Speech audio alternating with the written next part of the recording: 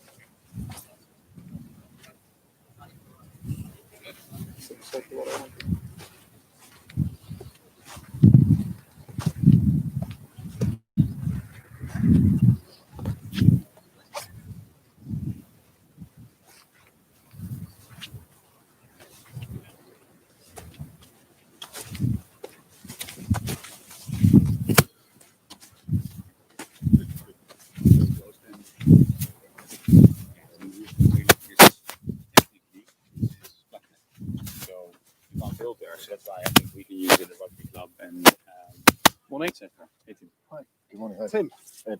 Nice to meet you. So just so you know, I'm going to be doing an intro in a few minutes. Do the toss, and then if winner of the toss can come to me first, just by that cone. That's as far as we can get with the signal. Just for one questions, team changes, thoughts on yesterday's game, today's game. That's all. Thanks, boys.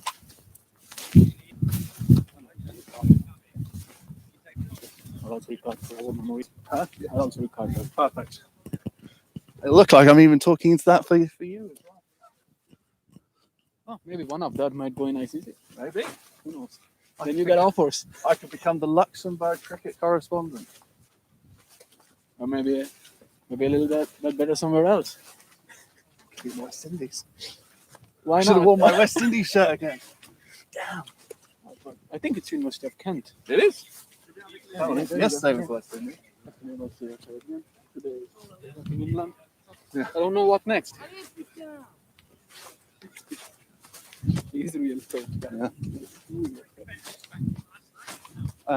Benj, just so you know, I have to try and work myself into your processes as much as possible, I know.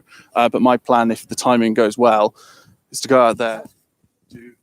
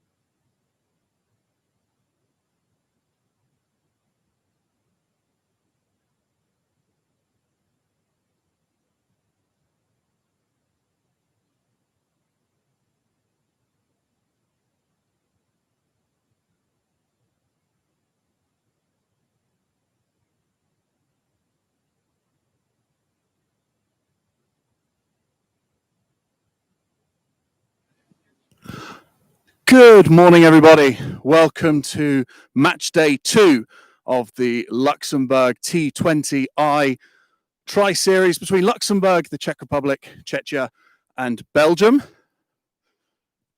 Sponsored by JCC, Redbridge Recruitment, Tumar Talisman, brought to you by the ICC and the Ministry of Sport of Luxembourg, and catering by New Delhi Restaurant. Joined here by the winner of the toss, Captain Joost Mees of Luxembourg. Joost, what have you done? We're going to bat first. You're going to bat first. Fantastic. Any reason for the choice?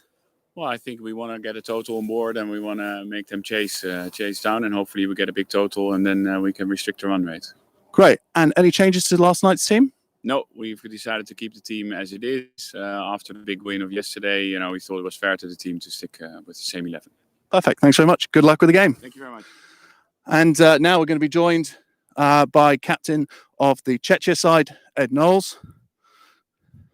Morning, Ed. Good morning. So, lost the toss, disappointed? Disappointed to lose 2 tosses in a row, but I think we would have had a bowl first anyway, so I'm quite happy with the result. Any changes to your team from yesterday? We've got one change. Hillel comes out, and we've got a Surya coming in as a spinner. So you boys, obviously disappointment last night, but going to be looking to bounce back in a big way today. Absolutely. I think yesterday we were a bit disappointed with ourselves. We know we're a much better cricket side than that, and hopefully today we can bounce back strong. Okay, well, play well. Thank you. Thank you. Cheers. So, Luxembourg win the toss here in the Pierre Werner Cricket Ground here in Luxembourg.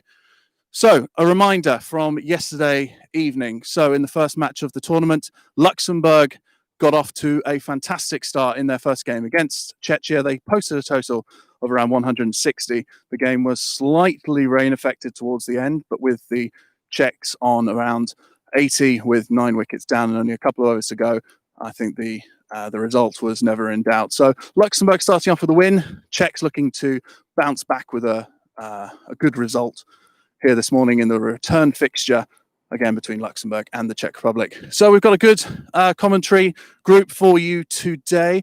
A little pitch report. So there was some heavy rain, obviously, yesterday evening at the end of the game and during the night. So the outfield is a little bit dewy, a little bit wet. The track itself is AstroTurf.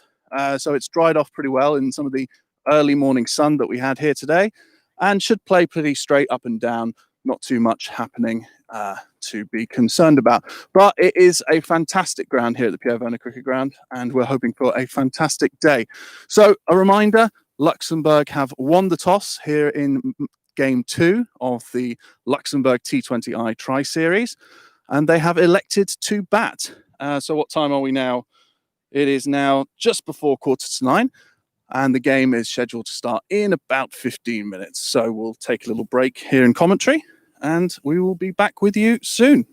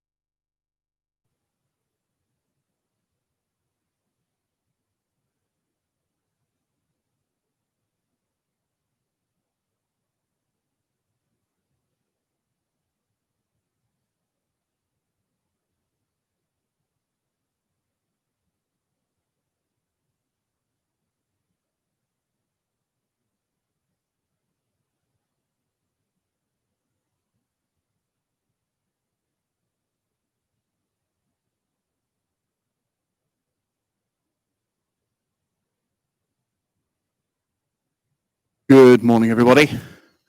Tim Andrews here from your commentary team for today's Festival of Cricket in the Luxembourg T20I Tri-Series between Luxembourg, Czechia and Belgium. Slightly overcast day here in Luxembourg. Outfield a little bit wet after some rain overnight, but with the AstroTurf track, that's nice and dry. Should be some pretty decent chances for some good scores today. So a reminder of the result from yesterday evening in the first game. So Luxembourg played against Czechia again last night. Rain-affected game, but Luxembourg scoring 160 odd in their innings. And in response, Czechia really lost wickets at a fast rate. Maybe a little bit perturbed by some of the rain that started to fall. And the game was stopped with a couple of overs to spare, with the Czechs at around 85 for 9. So Luxembourg winning out in that first game. And here we have the reverse fixture this morning. Czechia against Luxembourg. Luxembourg winning the toss, with skipper Joost Mees opting to bat first, looking to get a good score on the board and to put the Czechs under some pressure. Again, ground has been a hive of activity this morning. Lots of work by the ground staff, both teams getting their training drills through, and now some of the last work being done to prepare the ground for the start of play. The ground here, the Pierre Werner Cricket Ground, is situated in Wolfendange, just north of the city of Luxembourg, in the Grand Duchy of Luxembourg.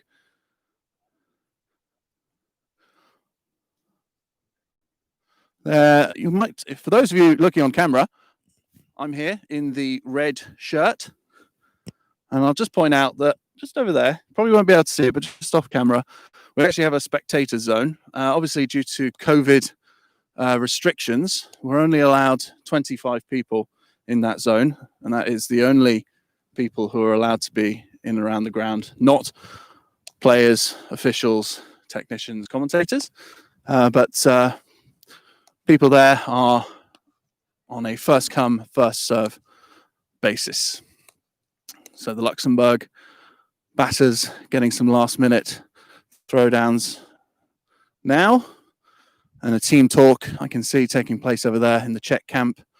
They'll be really looking to bounce back after a disappointing show last night.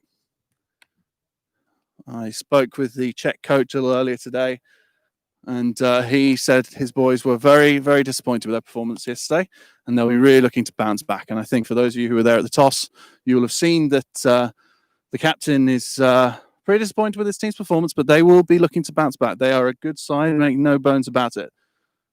This Luxembourg side are well drilled, and they'll be looking to put in a very similar performance and really get their campaign off to a fantastic start. Belgium, of course, arriving a little bit later this morning. First game, their first game starting at around 1 o'clock this morning, where they'll be facing off again against Luxembourg. And then the final game starting at 4:30 this evening between Belgium and the Czechs. So the forecast weather-wise for the day is pretty much like this. No rain forecast, but you never know. And hopefully we may even see a few brighter spells.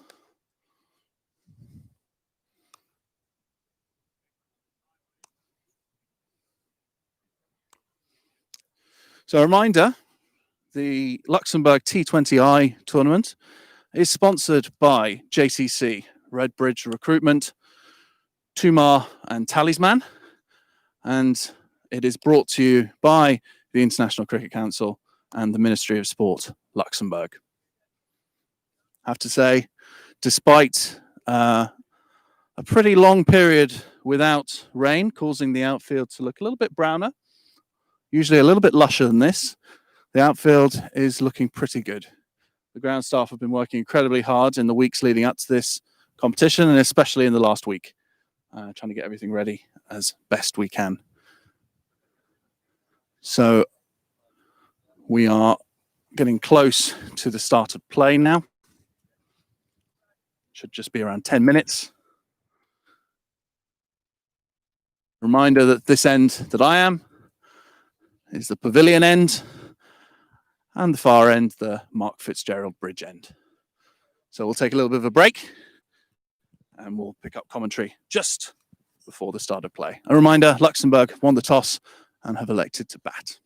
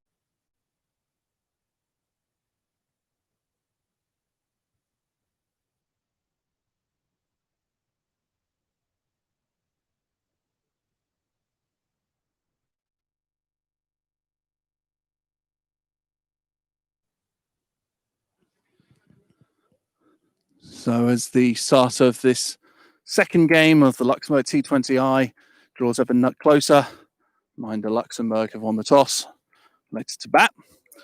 So their team for today's game, Joost Mace, skipper. We've got Barker, Brown, Vij, Kulshraithra, Whiteman, Manipali, Cope William, Cope Marcus, Malav, Nanda, Haynes, Dixit, and Vat. So Haynes, Dixit, and Vat, the substitute players. And then the Czech side for today, Captain Ed Knowles, Ilham, Davisi, Menden, Ashokan, Vic Ramasekara, Gori, Pakiral, Rangaranjan, Ahmed, Gajar, Ahmad, and Gaud. So we are just around 5 minutes away from the start of today's play.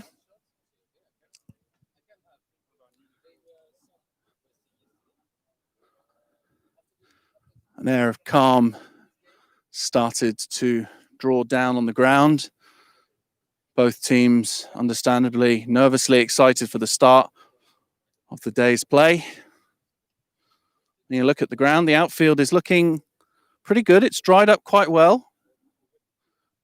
A little bit of breeze that we've had this morning and some sun have dried up reasonably well. And the ground staff have done a fantastic job getting it in as good a position as it can be for the start of play. Umpires at the boundary, mic'd up, ready to go.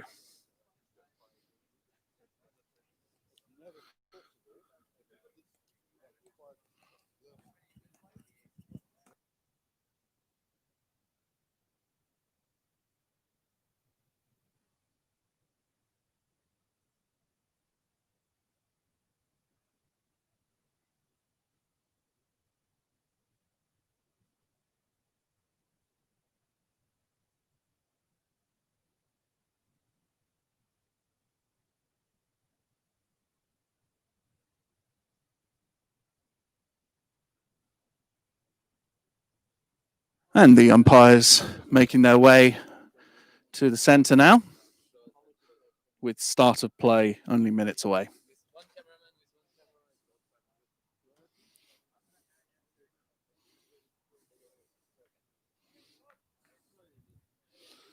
Czech team on the boundary, preparing themselves. They'll be looking to restrict Luxembourg as much as possible, and certainly better than yesterday. Reminder that Luxembourg scored 165 batting first yesterday, and the Czechs will be looking to restrict them to a lot lower total than that this morning. Conversely, the Luxembourg batsmen will be looking to do something similar, if not better, given the outfield is still lightning fast and relatively dry, bearing in mind the overnight rain that we had. There really should be value for shot here. I really think that players should be looking to get something in the region of 170 on the board.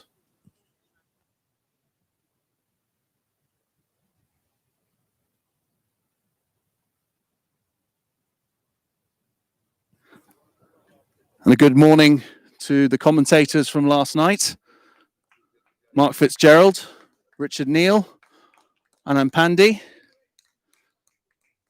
Harpal Singh Verdi from commentary last night will also be joining us this morning. And we'll have some fantastic commentary for you all throughout the weekend. So, Czech team make their way to the field. And the Luxembourg openers, Barker and Brown, striding out to the middle to start Luxembourg's search for a fantastic score.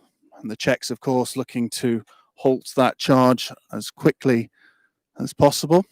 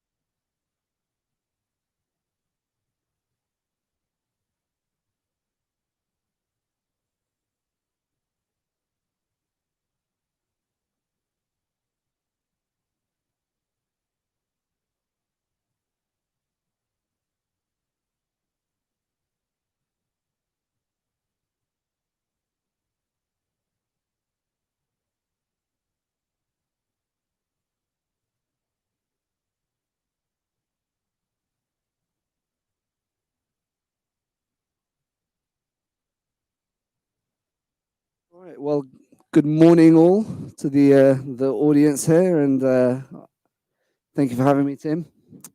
On a fine morning, it looks like same drill. Win the toss, bat first for Lux.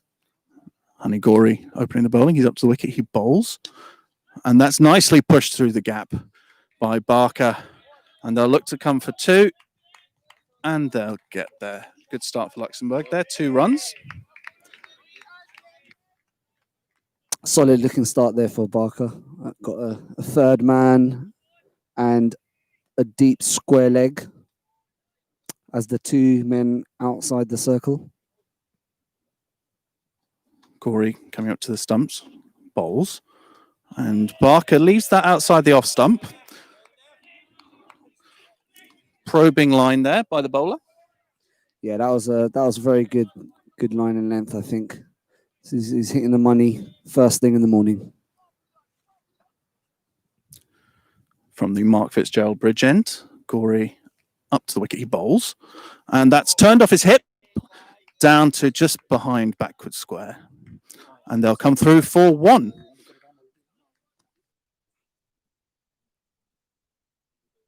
Slightly calmer conditions this morning, not so windy as last night, I would say, Tim. But looks like we're in for a full day and hopefully a glorious day of cricket. Hopefully should stay a little bit drier. Might not be much sunnier than this, but certainly hoping for drier conditions. Yeah, lots of cloud cover, but no threat of rain, I would say, this morning. And the Czechs sorting out their field for the right-hander now. Brown to face his first ball. Flashbacks from yesterday evening, first ball over mid-on from Brown. Let's see if he's going to follow suit. And that's played nicely through the gap at mid-wicket. And they'll look to come back for 2. Oh, slight misfield there.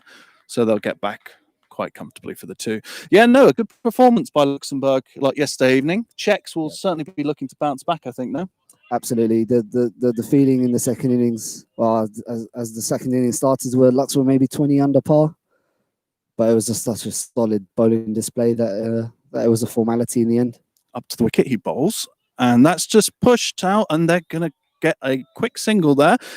Like yesterday, these two very fast between the stumps. They'll be looking to rotate the strike quite a bit, I think. Yeah, they're both very fit, capable opening batsmen to grind out runs and take on the ones and twos. That always helps. But I must say, it's a solid start from Honey Gori as well, as he seems to be finding good line and length. Gori up to the wicket, bowls, and just played that down, Barker. And that's the end of a pretty good start for Czech Republic. Yeah, solid stuff, I would say. 6 runs after 1 over.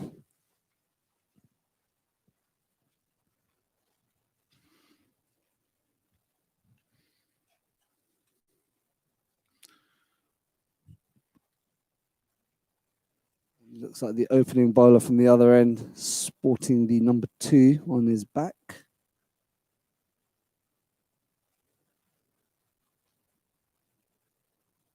Number 8, in fact, sorry, not the number 2.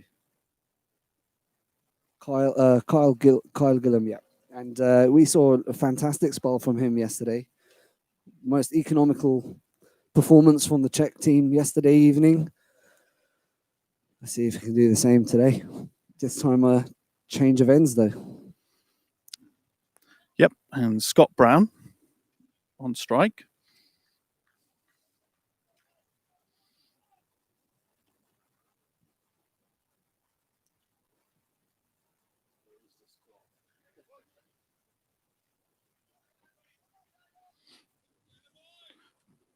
And Gillam up to the wicket now, and he bowls.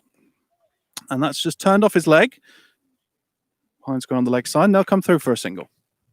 Easy pickings. On ball. Looks to be a runner ball at minimum with these two at the crease.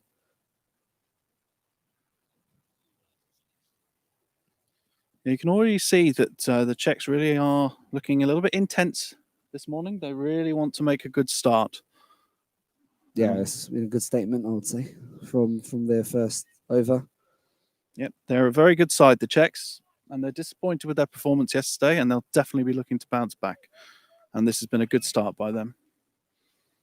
So, left-hander on strike now. Gillam up to the wicket. He bowls, and that's pulled nicely around the corner for 4 runs. It's a lovely sight when Barker pulls the ball there along the carpet for 4. Very much in control.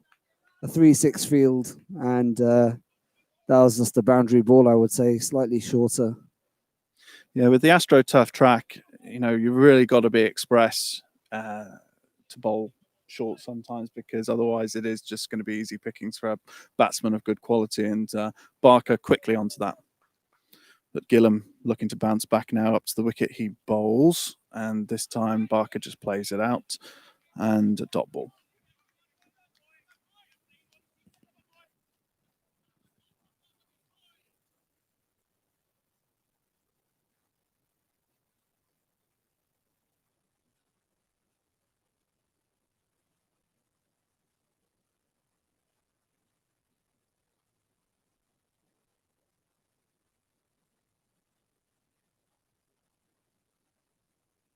there. Obviously early days, but it does feel like honours even so far. Yeah, just the 1-4. Otherwise, quite tight bowling from the Czech. Not much on offer, other than a prod here and there. And again, on that note, Barker just forward defence, straight into short cover for a dot ball. I was saying just before the start of the game, I really think you've got to be looking at a minimum of 170. I know we had rain overnight, but this is a fast outfield. And I really think 170's got to be a minimum here. Gillam up to the wicket, bowls. And leading edge there by Barker. Another dot ball. Good spell of pressure here from Gillam.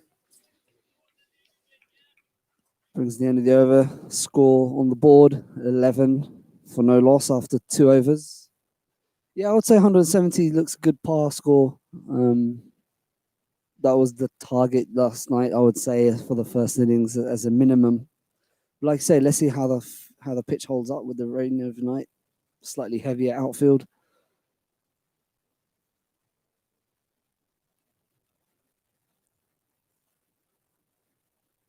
Honey Gory to continue from the Fitzgerald Bridge end.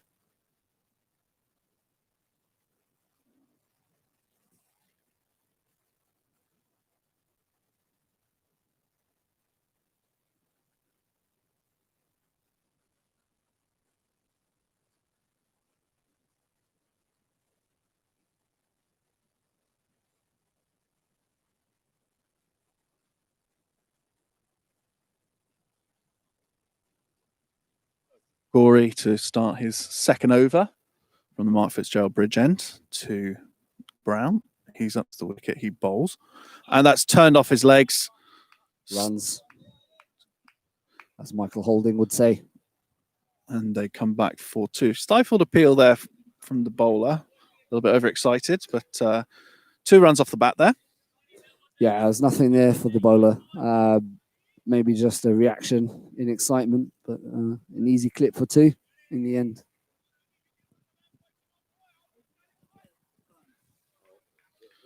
A little bit of field changing here. So Brown with a sweeper on the offside and I would say a deep square behind square leg. And umpire Lockheed signals are wide.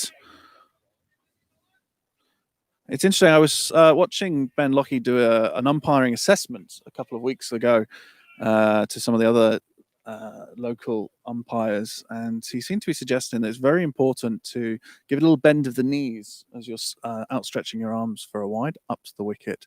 Bowls, and that is pushed out into extra cover for a single by Brown. They come through. Yeah, fascinating. That I've not heard that technique, and any reason why? And I've probed him about it since, and he's not willing to release the secrets. But apparently that is the done thing. Little bend of the knees and widely outstretched arm for that signal. So Barker back on strike to Gory, and Gory is up to the wicket. He bowls, and Barker just plays that out onto the leg side, and they will scamper through for another single. Good running between the wickets. These two really do understand each other. Brown will hope to be putting last night's dismissal behind him when he was run out on what was a free hit.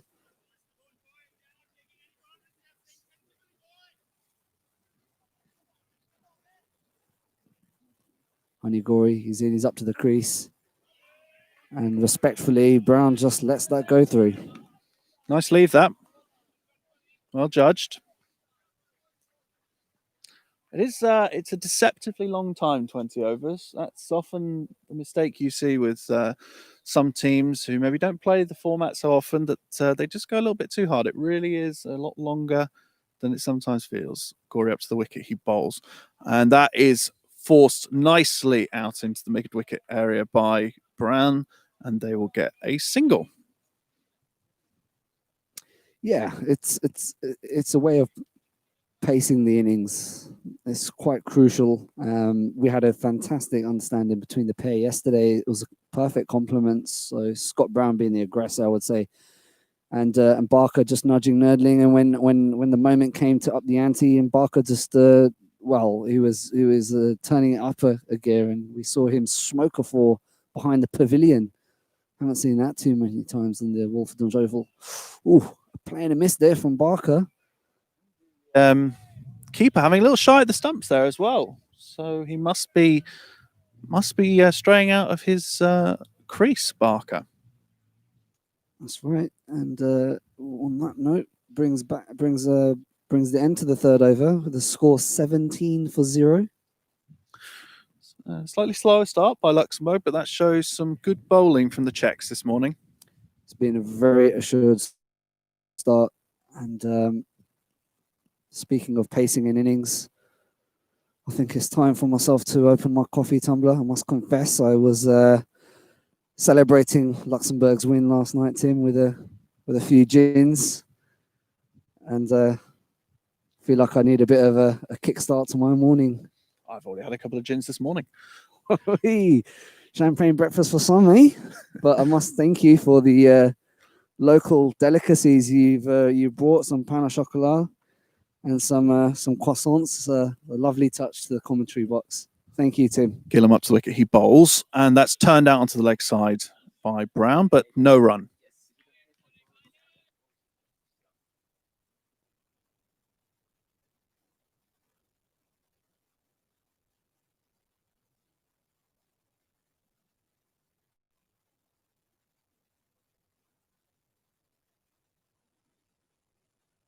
So Gillam up to the wicket, he bowls. Oh, that's wrapped him on the pads. There's an appeal, but not out. And they'll just get the one leg by. Your opinion on that appeal there, Tim? Well, obviously we do get good bounce on this track. So first gut instinct would probably be a little bit high. But bit difficult to see from here, but I would have thought looking at that from here, probably height is in the umpire's mind. Yeah, I don't see too much bereavement with the fielders on that umpire's decision. Gillam up to the wicket, bowls, and that is pulled to the fielder at square leg, who shells it. Well, that was hit like a tracer bullet there on the pull shot, Barker. It looked a very good shot. I would have thought that it was for the moment it left the bat, but he just picked the fielder's position perfectly there, and it certainly caught him by surprise, I'd say. He did. It was a tough chance. It really was travelling, but really you've got to be looking to take those. You got both hands to it, and will the Czechs rue that missed chance? They came through for a single. Brown on strike, bowlers up, and there's a big heave there by Brown. Yeah, that's going to hurt the fielder there at square leg, both physically and mentally, I would assume. And cold hands first thing in the morning. That was quick, though. It was. First chance to the Czechs.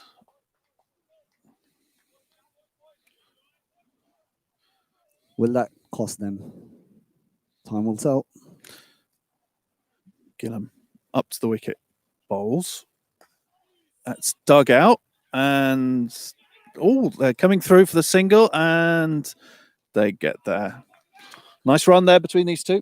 True, rather lackadaisical, I would say, effort there from mid-off. Sorry, he could have had a cleaner pickup with a long barrier. Instead, he casually used one arm to try and go down one hand, and that ended up proving costly for one run. Gillam up to the wicket, bowls, and then that is again pulled by Barker around the corner, and that should run away for 4 more, and it does. Lovely shot there from Barker, and he's certainly proven he's got a good pull shot in his locker, and you can see Kyle Gillam there not pleased with his length, and he's certainly offered that shot a couple of times to Barker, and on that note brings the end of the over.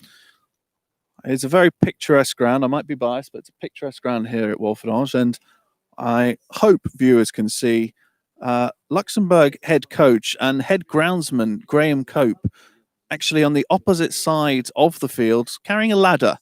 Not sure why. Maybe it's some sort of protest. Yeah, not sure what his game is there. One for the officials, might need to have a word to find out. And hopefully we don't need a member of the green team to step in there and challenge him. So it looks like Honeygory is continuing. 24 on the board, 4 overs gone. Steady stuff from both sides. Just the one chance.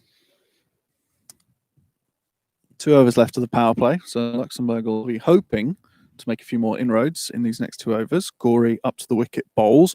And that is looked a little bit wide, but it's not given as a wide.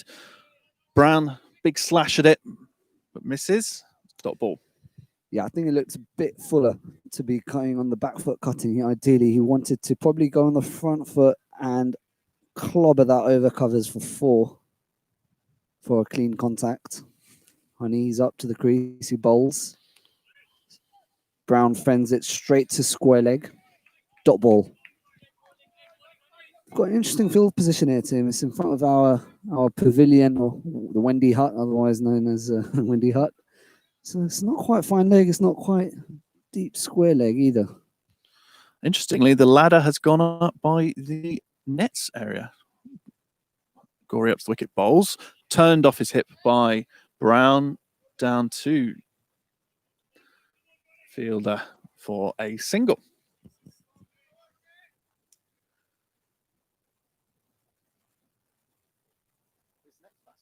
Play is sponsored by JTC.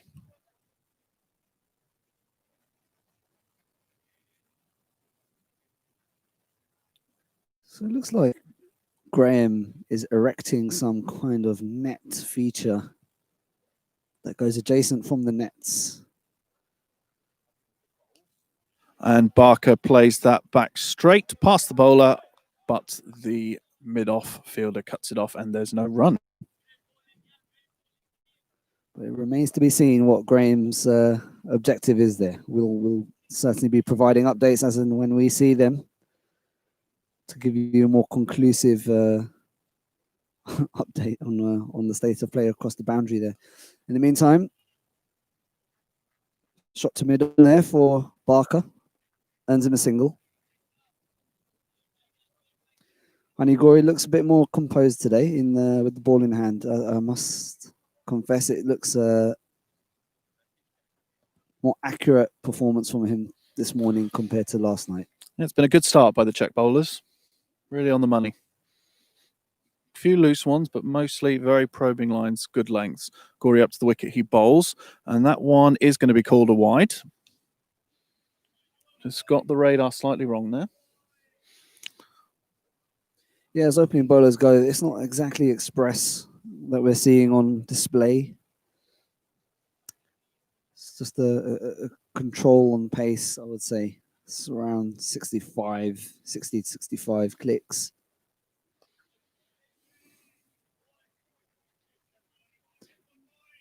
Another dot ball. And that's the over. 27 on the board. And it's time for the sanitizer break, sponsored by Redbridge Recruitment.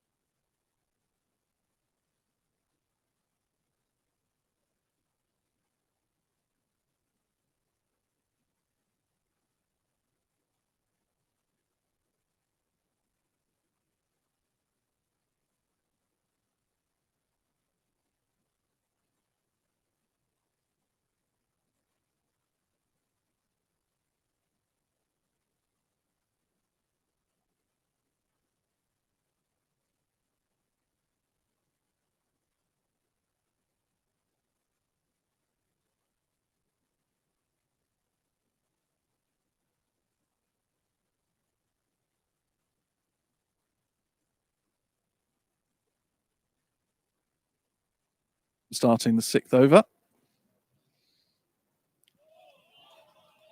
Oh, bit of movement off the track there. Yeah, it looks roles reversed, I would say, from last night. With Honey Gory looking more threatening coming in from the Fitzgerald bridge end. With Kyle Gillam coming in from the rugby pitch end, it seems he's still finding his line in net. That was on the money though. Oh, Bark having a little fish out there, but Teasing. And I'm sure the ball is talking out there. I have a feeling in these conditions, subtle movement on the seam, through the air, it's working in his favour. 2 in a row, lovely balls. Top draw stuff from Kyle Gillam. And I wonder if that's now going to start playing on the batsman's head. Let's see the follow-up delivery. Well, how about that? Barker's just muscled the ball over the leg for 4 to deep mid-wicket. He's having none of that dot ball stuff. And he just caressed it, helped it on its way. Didn't look to be such a bad delivery. Shaping on middle stump. And that was a statement of intent, I would say, from Barker. yeah, lovely shot that. Good intent.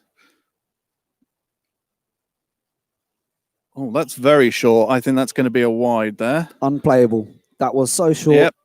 Unplayable. Wide ball. Quite rightfully so.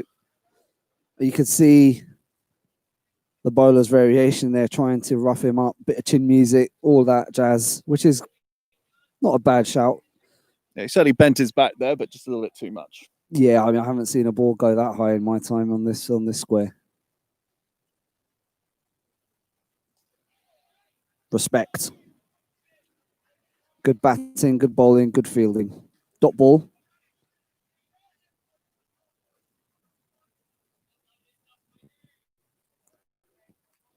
Graham coming back round with the ladder. Not sure whether it was a mission accomplished with what he set out to achieve with ladder in hand. Back on the pitch. Kyle beats the outside edge there from Barker. Lovely carry through to the keeper. Dot ball. Yep. Nice bowling there. Oh, just From seeing Gillam. our grandstand, we have a few spectators that have made their way, catching a few rays of sun that seem to be coming through the extensive cloud cover we have this morning. Oh, there's an edge there, but it's gone through this vacant slip area, and the field will cut it off, and they will just settle for the 2 runs. A moral victory to Kyle Gillam there. Again, Barker fishing.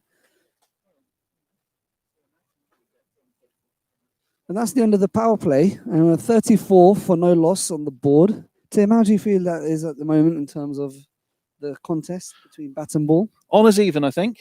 Luxembourg would have certainly hoped to have had a few more runs on the board than that, but they'll be delighted not to have lost a wicket. And I think the Czechs as well, although disappointed not to have picked up a wicket, will be reasonably happy with their efforts with the ball. Agreed. I think it's been a measured approach from the batting team.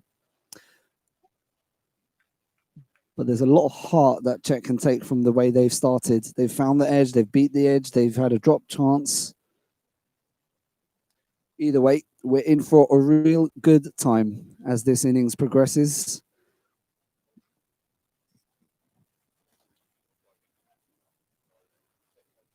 I must announce that I'm going to succumb to the local delicacies on offer. Can't beat a butter croissant from a local patisserie with a coffee in hand. The morning is complete. It doesn't get better than this on a Saturday morning, Tim. Well, and that is going to be called... oh, no. Would have been a leg bite, but nicely stopped by the keeper. Dot ball. Onigori into his 4th over.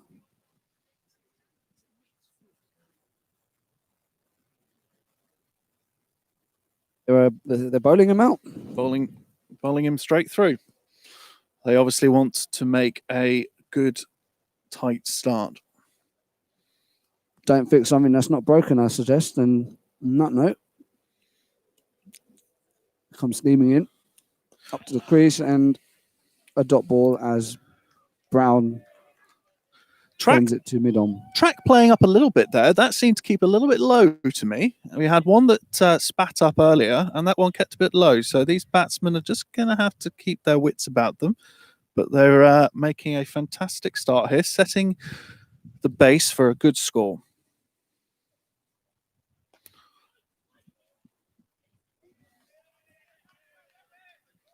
I just sense the impression that Brown naturally just tries to go towards the leg side on a ball that could have gone over mid-off for 4.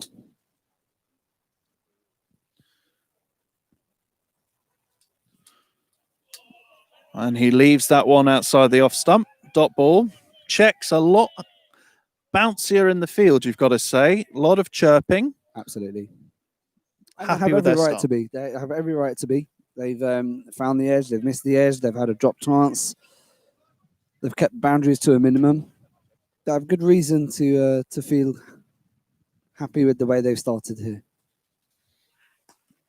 Ooh, effort ball there from Gorey, but it's slapped back to mid-off, and they will come through for the single. Excellent throw, straight into the stumps there, and it would have been a very daring second, even for these fit batsmen at the crease.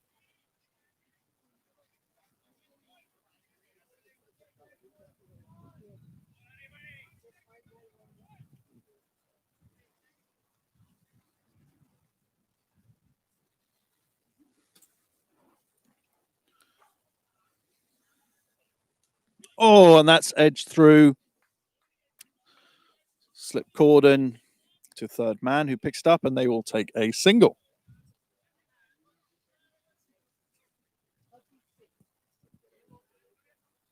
Is a spell complete? That is. Fantastic spell there by Gorey. Wicketless, but restricted the batsman.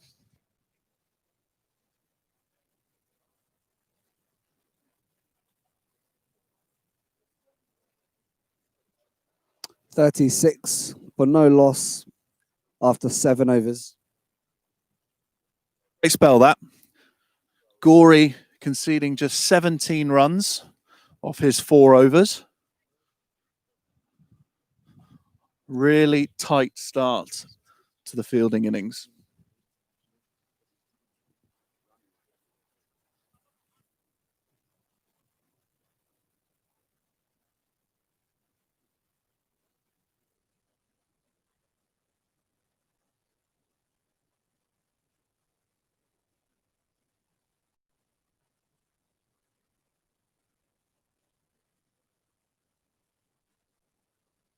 So Gillam starting his 4th over as well. So he'll be bowling through.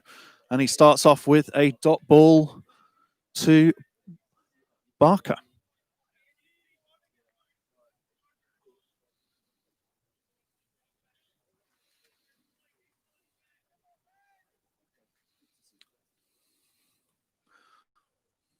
And oh, that's a big one up in the air. Who wants it? And it's falls safe. Again, a moral victory there for Kyle Gillam. I think finding the edge again off Barker's bat, going down to third man. So it looks like they're bowling out both their opening bowlers, and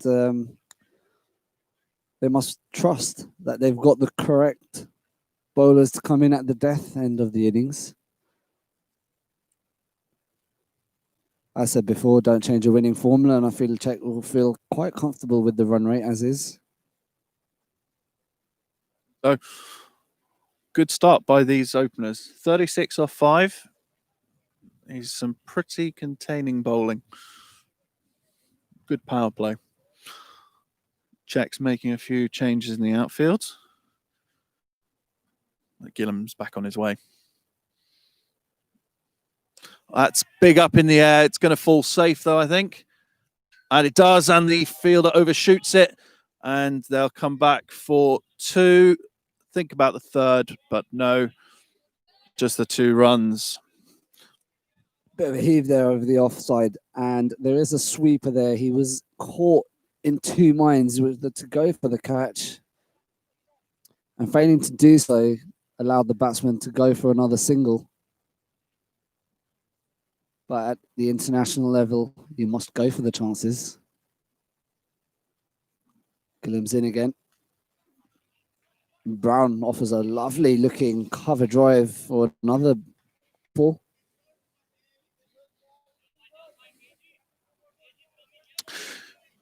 So do you think, I mean, I think he's outscoring at the moment, but do you think that Barker's going to look to play the anchoring role again today? It worked perfectly last night, and you could see Brown the aggressor, and Barker just came into his own once he bought time equals runs. He found his game, and he upped the ante when required. Oh, and a misfield there, and they will come through for a single. The bowler's not going to be happy with that.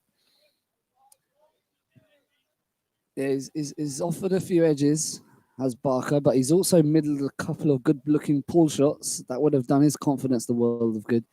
I think Brown naturally comes across as more an aggressor. It's a perfect complement, this opening pair.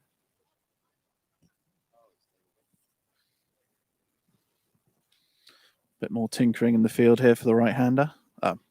Left-hander, rather. Just a 2 on the boundary, though. Third man and sweeper, despite the fact that power play is over. Correction. 3 on the boundary, as now the skipper requests there to be a deep square leg.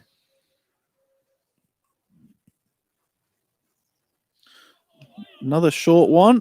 This time it is legal ball. So a nice end to that spell for Gillam.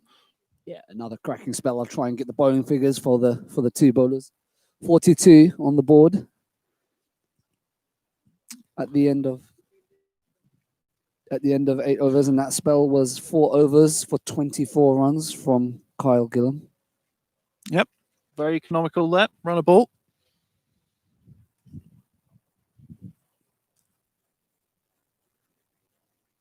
This morning been improved further from Honey Gory's figures of 4 for 17. How about that?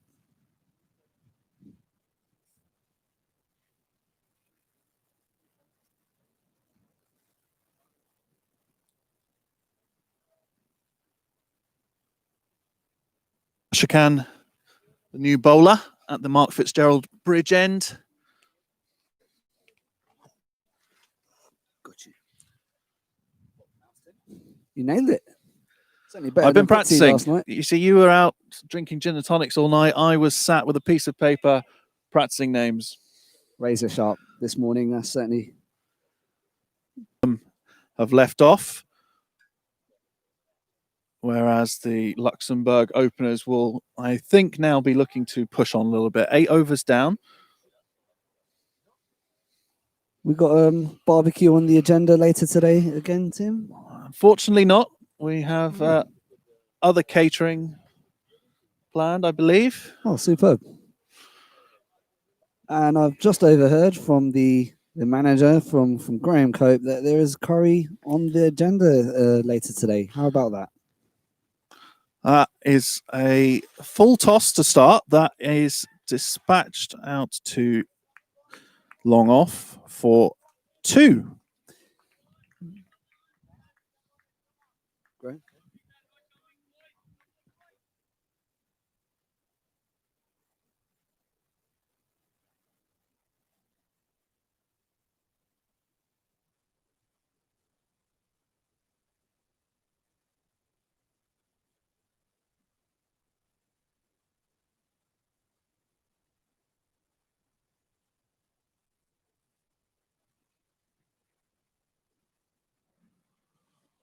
Oh, Wide ball, but that did look to have a little bit of swing there. It did. It moved. It just seemed to move even further away. But it looked a tidy length. Like I said, the ball will do a lot of talking in these conditions.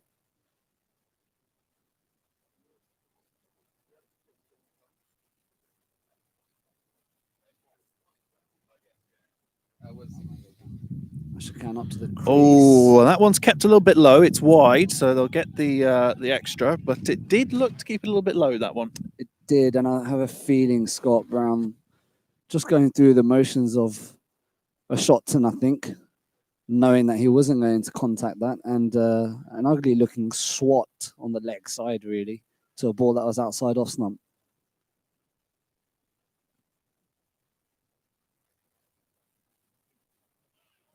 But this time around, he finds his line and length perfectly and just top of off slump. And Scott Brown just tries to go for a leg side heave. Yeah, he needs to get back his concentration there. He's just had a couple of loose shots, some good bowling here. They do have to push on, but just needs to keep his head. Yeah, and they now bring in to the circle the deep fine leg, and they send out long on as they see Scott Brown liking that leg side hoik. Very Honey Gory-esque looking shot, that, in comparison to yesterday's match. And he's in again. And Scott this time, lovely looking off drive to long off for a single. Showing that he does have the offside game in his locker as well. Yep, better shot that. Brings Barker back on strike. So the field will change for the left-hander. Ashkan staying over the wicket, though. So was the barbecue a success last night, would you say, Tim? I think so, despite the weather. We did have a bit of rain, which postponed the start a little bit. But once that died away, teams and officials able to sample some of the delicacies that Luxembourg's cash and carry has to offer.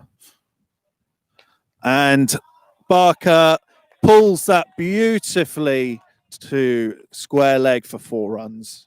An excellent shot, not all that short, I think, but read the length very early, really quick hands, and he's shown his pull shot is really a great strength of his now. That's the 3rd or 4th pull shot he's offered that's just gone seamlessly to the boundary. He really climbed into that, really climbed into it. And that's the 50 up for Luxembourg. Yeah. 50, shout of 50 there from our colleagues in the scorer's box.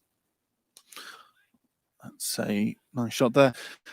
I have to say, when it comes to the pull shots, I think my favourite executor of that shot of all time has to be Ricky Ponting. His poise, the way he climbs into the shot and controls it is second to none. Yeah, he's probably the best textbook example in certainly in that era. They'll look for 2, but they will just settle on the single. Nicely fielded. Game's changed over the years. And the pull shot's an interesting one. Seeing it being used quite effectively, efficiently, and there's all sorts of movement now the batsman can offer and delicate scoops and stuff like that, right? On balls that are a good length. Absolutely. And the playing on AstroTurf does give you a little bit more confidence in terms of your shot selection.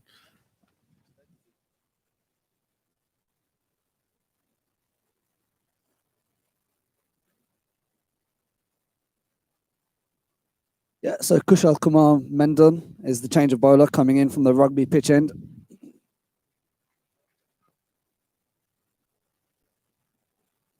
Pavilion end. Thanks, Tim. I'm just an amateur at this, really. Not like seasoned pros like Richard Neal and, Tim Andrews. Just Hashtag team game.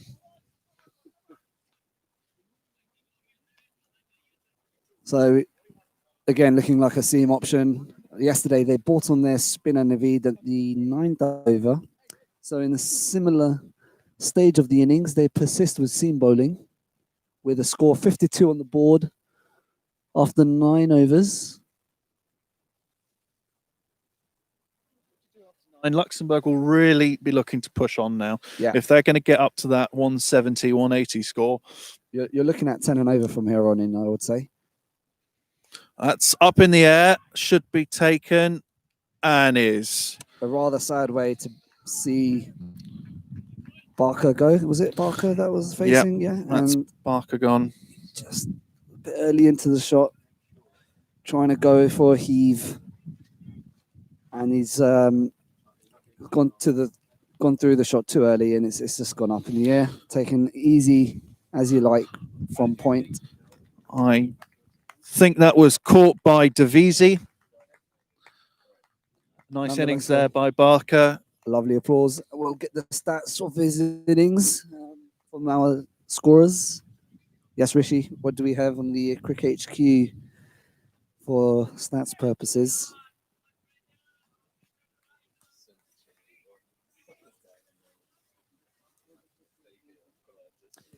So Cricket HQ suggests a projected score of 124.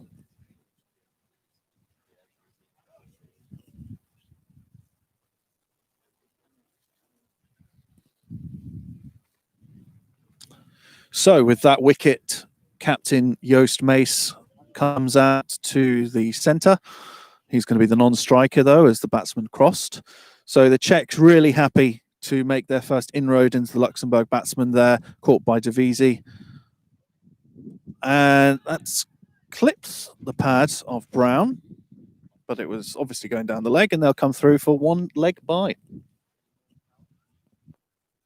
And James Barker's innings, 27 of 29, with 4 fours, no sixes.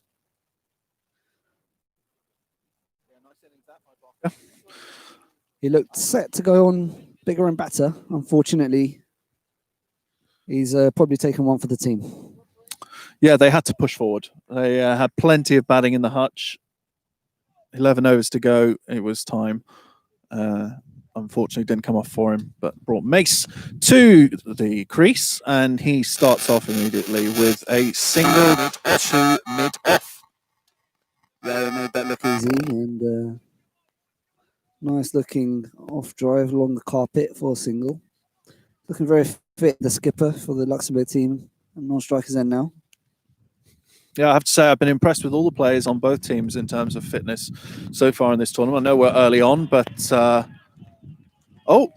we've got another wicket there. Brown seemed to have chopped on, and he's gone for what looked like a pull shot on a ball outside the off stump, and he's dragged on. Yeah, and I see the umpire there coming from square leg to reassemble the furniture, suggesting that he's probably clipped the off stump bail that seems to have made its way onto the floor, and there you go, second wicket down. Yep, 19 runs for Brown there, but I really don't think that ball was there to pull, I'm afraid. And as a result, he has chopped on, and the Czech bowlers really on a march here. Luxembourg are going to have to rebuild a little bit, but at the same time, they only have 10 and a bit overs left, so they've got to be a little bit measured. Get their eyes in a little bit. 2 new batsmen at the crease. Vikram Vij joining Joost Mace. Yeah, I don't think Scott Brown's going to be impressed with the way he's got out, and also the figures. 19 runs off 28 balls, 1-4. This morning they really have started very well. Some really good bowling, good intensity in the field, and they're getting the rewards. So, Vij on strike now.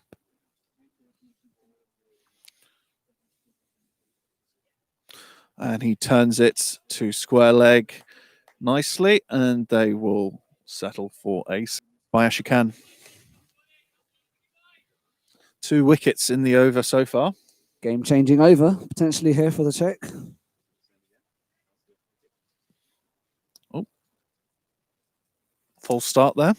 So our Luxembourg captain on strike to use. And he he's floored himself in an attempt to go for a Oh, run, and that is- unfortunately he's found himself run out. Oh, that is very unfortunate. A fantastic cut shot that unfortunately went straight to the fielder, who took it one-handed. Mace set off for the quick single, saw it wasn't on, turned, slipped on what must be a slightly dewy track, and fell. And as he scrambled to get back to his ground, he was short. Bales whipped off, and Luxembourg 3 wickets down in this over.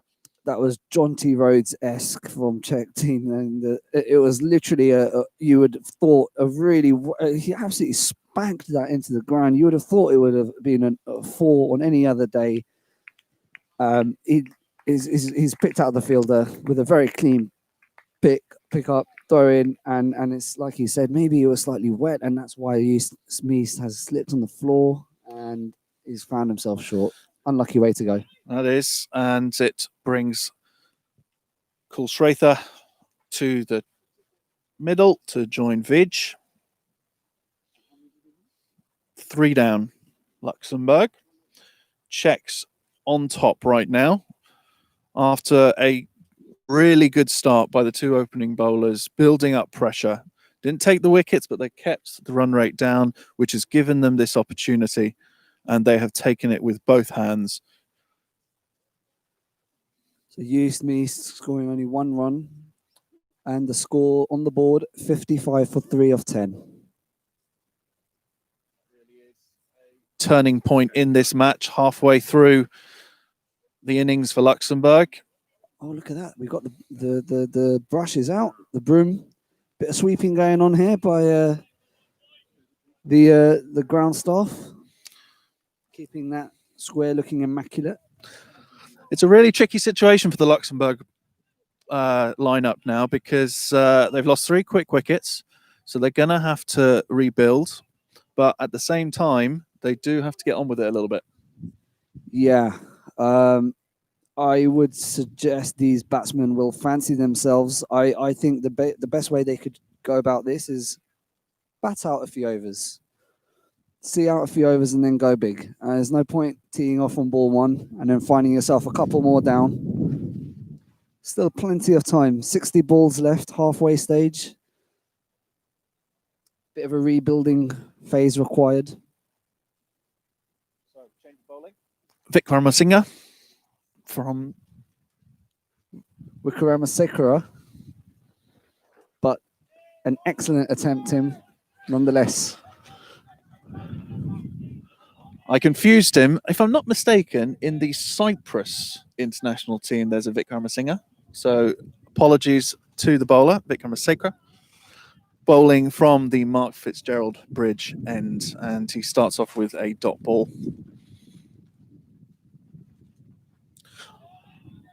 Not really sure what that shot was from Vij there. Just seemed to be a little strange little prod at it. Not really sure what he was trying there.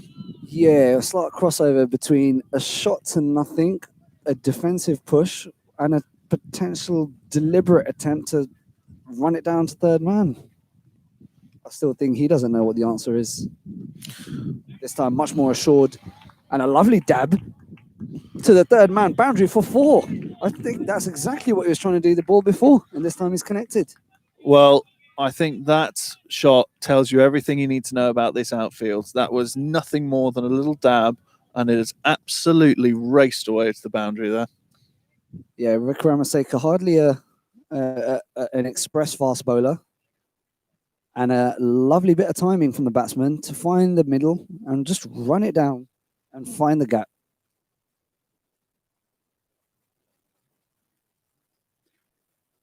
It's what this Luxembourg batting order needs to do now. They need to rebuild, put the singles away, and then also put the bad balls away as well. Keep the runs ticking over. Oh, and that is a little bit of an airy swipe there, I'm afraid, by Vij. I think that was begging to be hit. A cut shot. I should have gone for 4. Ends up being a dot ball. I think the bowler knows he's got away with that.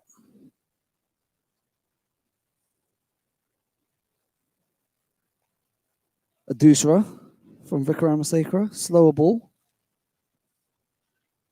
Just been pushed to cover for no runs. A lot of chirp as the Czechs' tails are up.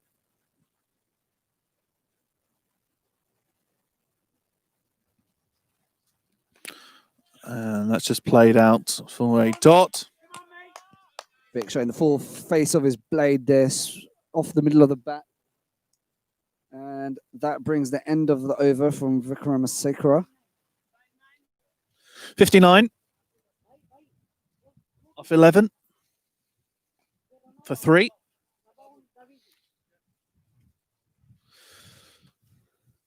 .59 off 11, 3 wickets down. And it's Mendon to bowl his third over now, is it?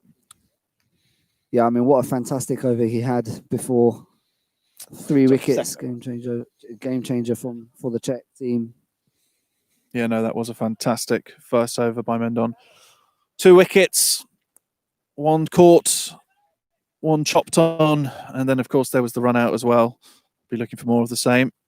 That is a very nicely bowled ball, very good line, little bit over pitched, and as a result, the batsman plays it to mid-off, and they'll come through for a single.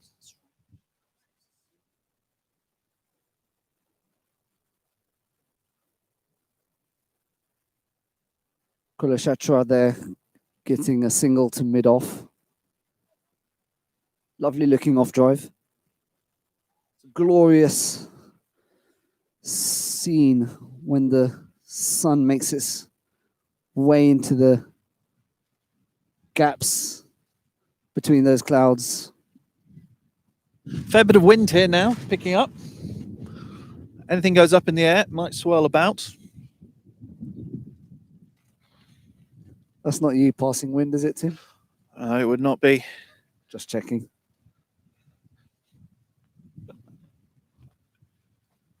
Oh, that's just dabbed out. A lot fewer boundaries here from the Luxembourg batsman, and I think that is testament to the bowling of the Czechs. Yeah, it could be that we have to revise the expectations, and if we see an assured bowling performance from Luxembourg, we could find that a low total could still be competitive. In comes the bowler again, and a shot to long off what looks to be just a single, and should be a single, is a single. Well, of course, Luxembourg did have the Czechs at 85 for 9 yesterday at the end of the game. We were, of course, rain affected, so we weren't able to finish the game. Luxembourg winning out. But Luxembourg will be looking for another bowling performance like that. And they'll know if they can do it. They have a chance here. Tuzi down to third man. A nice deft cut shot off a slower ball. So what do you think Luxembourg will be looking for now in terms of a score here? It's a good question. And I think we need to be realistic. We're looking at 8 overs left, 7 wickets in hand. And you would think that even 140 would be a stretch. 135, 140 feels a defendable target. I would say 135, and Luxembourg will be in with a shout. You could be right.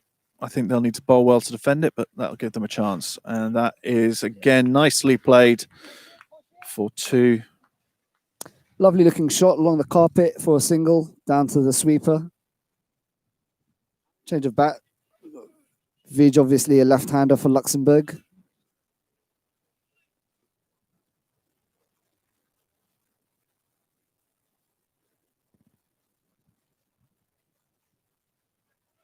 Oh, an attempted cut shot ends up a dot ball as the ball nestles into the keeper's gloves. And the keeper standing up. 64 for 3 after 12. Czechs will be really happy with their performance in the field so far. Yeah, in terms of firepower to come, who would be next in it? We got Adi, the wicketkeeper batsman, Advit. lined up next to come in. Advit Menepali. Yeah, I think Tony Whiteman will come in first, and then Manipali, and then we'll have the couple of Copes, I think. Of course, things could change depending on the game situation, but still plenty in the hut for Luxembourg. I'm sure Tony Whiteman with his pads on. He's looking rather cash, I would think. Is that? Yeah. I mean, you know, like as if there's no pressure in the world with him coming in next, and I'm sure he'll back himself to spank a few boundaries. I think so.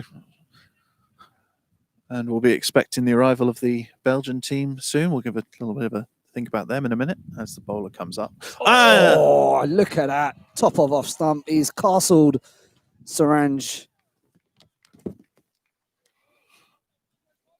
That is a absolute corker by Vikramasekara.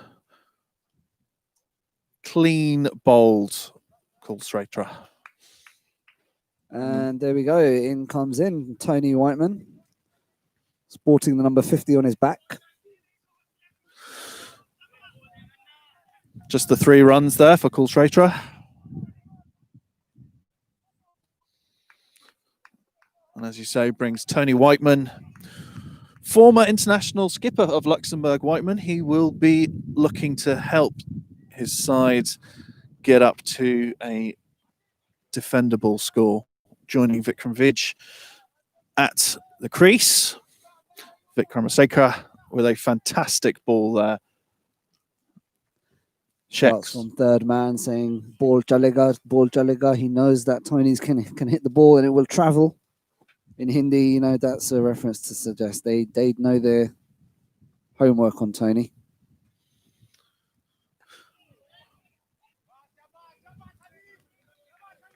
And now shouts of good bowling coming from the boundary line.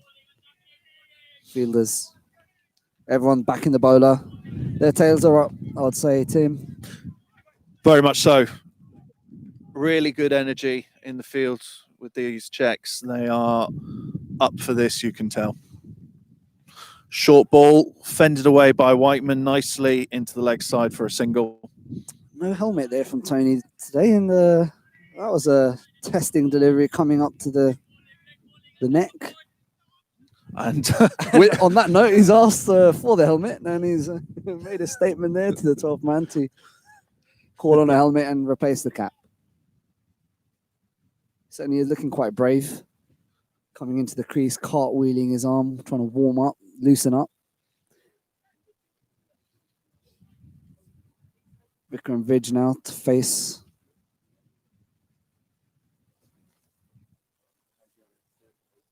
Another short ball. Shots will catch it. Let's fall safe, and they'll come back for 2.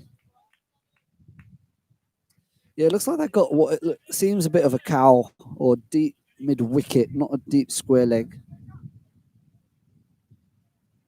Seems like more of a cow position. It's a shorter boundary there. I suggest that must be just for the protection.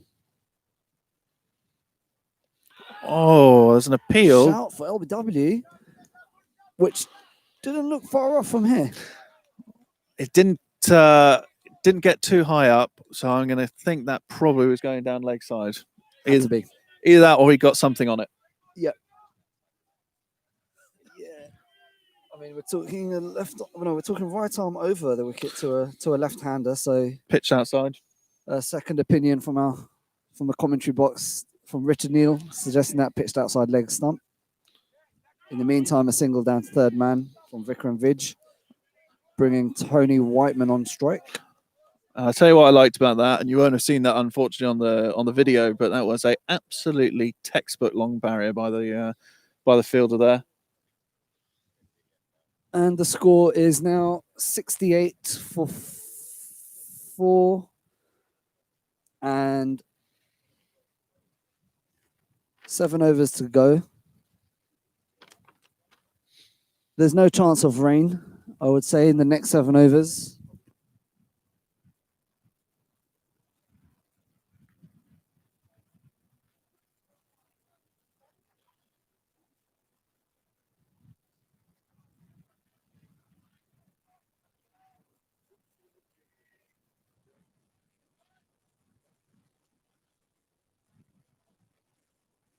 So Mendan to bowl his third over.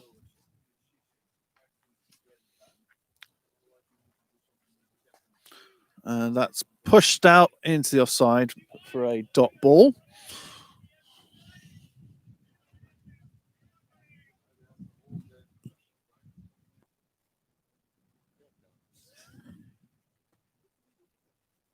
Oh, big swing there from Vidge, but it doesn't connect, and it's a dot ball.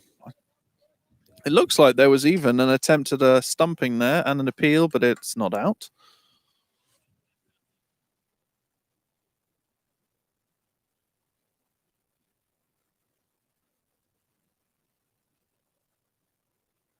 To advise our audience tuned in globally on the YouTube feed, you will be seeing official updates from Luxembourg Cricket Federation as trusted official updates coming live from the Walford Orange Stadium. And a dot ball there again from Mendan. Good bowling here from him.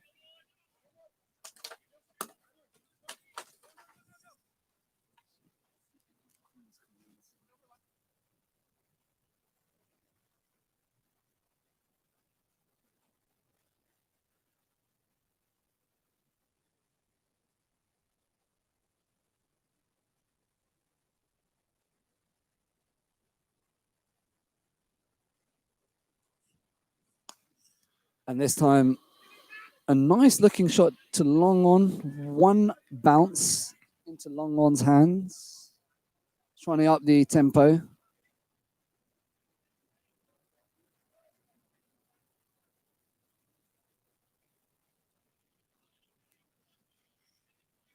Tony Whiteman now taking guard. What looks to be a leg stump guard. We have a cow, long on, and a sweeper. 3 men on the boundary line.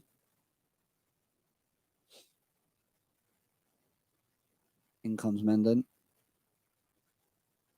On the leg side, and Tony clips it straight to 45. You'll be livid with that shot. I think that was runs there for the taking, especially with the shorter boundary on the leg side.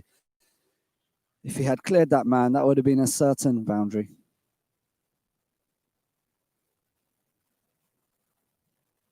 Mendan in again.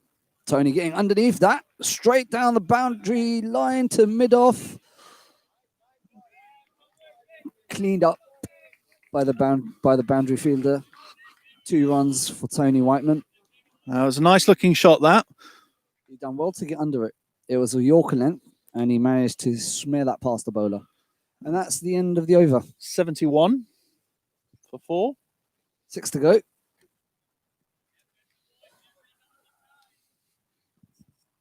70 on the board, 6 to go. Add on a 60 and you get to the 135. Simples. Simple mathematics.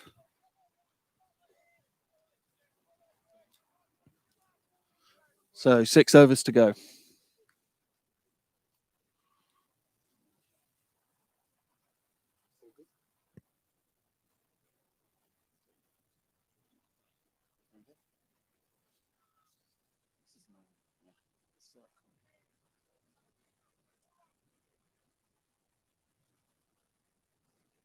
Vikram Vidge facing. And Oh, it's a big slap, but there's a fielder and he takes it. Straight to deep point. Batsmen have crossed. That's a fantastic take there by that fielder. That was really travelling and he's taken it well. Vikramasekara getting another wicket there and Vidge departs. In comes Advit Manipali for Luxembourg, keeper batsman. To the crease, he'll be at the non-strikers end as they crossed. It was the right shot. I think it was probably just unfortunate he's picked out the man on the boundary. Yeah, Luxembourg having to go for it now. 6 overs to go. They need runs, so they had to go for it. Unfortunately, picked out the fielder there who's taken a good catch. It's almost tailored for this situation for Tony Whiteman. He'll be in his element, I think, with a bit of a license. Absolutely. I think he's going to have to stay there for this innings. And that's nicely dabbed, but they look for a single. There from point. He did not use the long barrier. He did not get the body behind the ball, and the ball has just gone over his feet and allowed the batsman to cross for a single as a result. Yeah, he dabbed that, set off, sent back by his partner, misfield, and then they've come through for a single, quite simply. Cricket in a nutshell. You have to love the sport. It's an interesting sight. I see the 3 flags flying nicely on the sidelines, on the boundary line on the leg side, or the offside for the right-hander.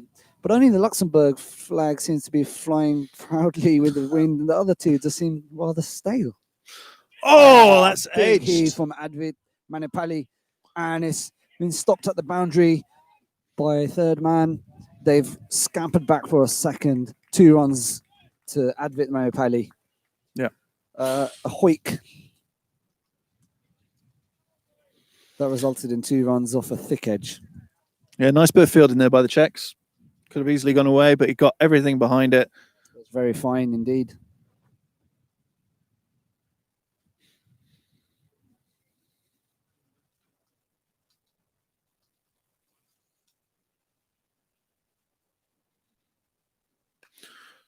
Lovely looking cut shot from Manipali. Are they going to take the arm on? They don't. They were tempted.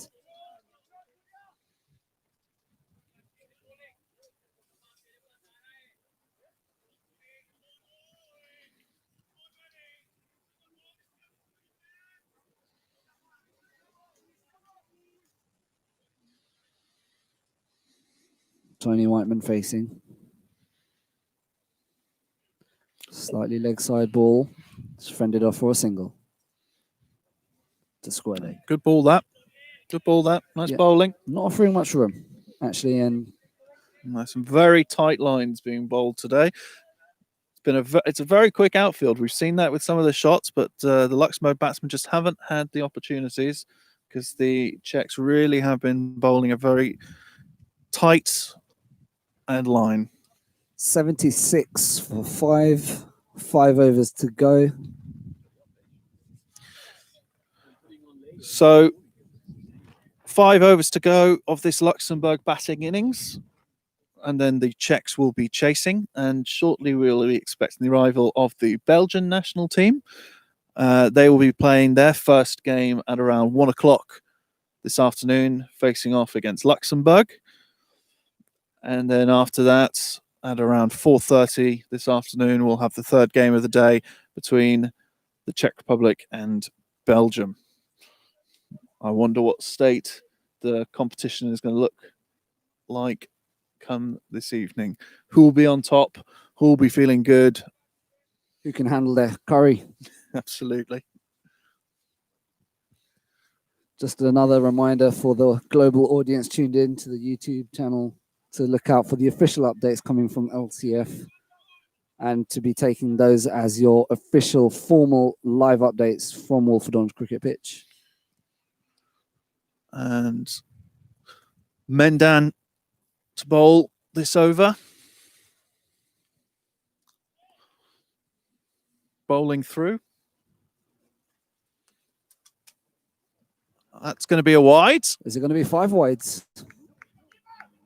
No, the third man has come around and cleaned up. Additional 1 run on top of the wide has allowed the batsman to cross. So Advit Manipali facing.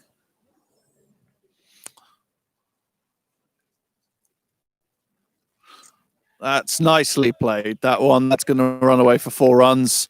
Brilliant shot.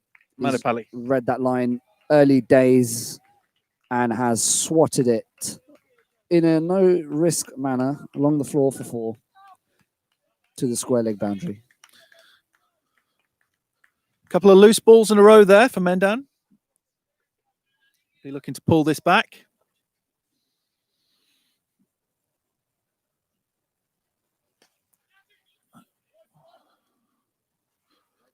And that's nicely One fielded. run down to long on. Just the single.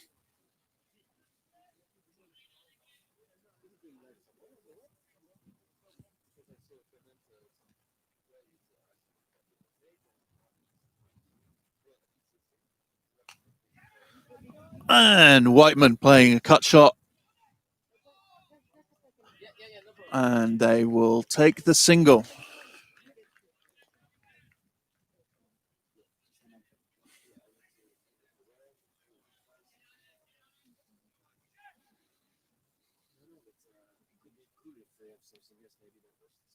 Oh, and that's up in the air. Who wants it? Keeper straight up.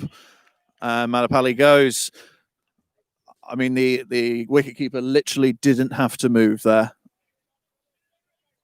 So another wicket down There was for another Luxembourg. Another statement shot there, trying to go for it, and fair enough. If you're going to go big. And in comes in the new batsman for Luxembourg, William Cope. Yep, William Cope, whose younger brother Marcus should be next in. Batsman did cross, so Whiteman back on strike. Just very quick note to say that we have live Crick HQ updates.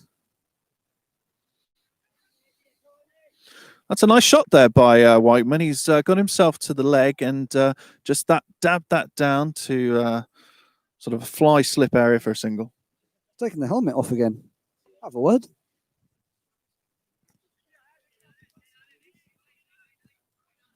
With the keeper standing up and on a good length, the ball can certainly rise. Just a note to the audience to look out for official updates on Facebook and Insta from LCF, as well as another means of updates. And we see a no ball.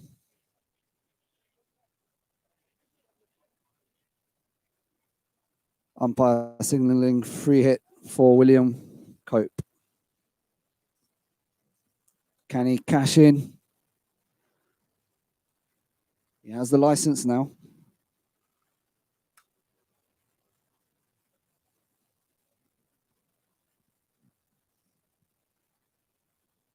Everyone's on their feet at the pavilion end now as this innings nears the end. And on the free hit, he's tried making room to smash that over square leg in the end. It seems to be maybe leg buys or buys given. So he didn't get any contacts, and the ball has gone through on a free hit for just what is one buy. I wonder what the wicketkeeper was thinking at that moment in time. His whole life may have been flashing past him at that moment. Yeah, will have caught him by surprise, and more faff from Tony Whiteman with the helmet exchange for the cap. It seems like it's certainly springing a bit of bounce on a good length, and even there caught William Cope by surprise. He was premeditating a shot down to the shorter boundary on the leg side. It does look appealing. And that was the end of the over. And it's 87 for 6 after 16. 4 overs left. Maybe we can get a second opinion from our very own Richard Neal as what he feels would be a reachable score for Luxembourg. Scores 87 on the board with 4 overs to go.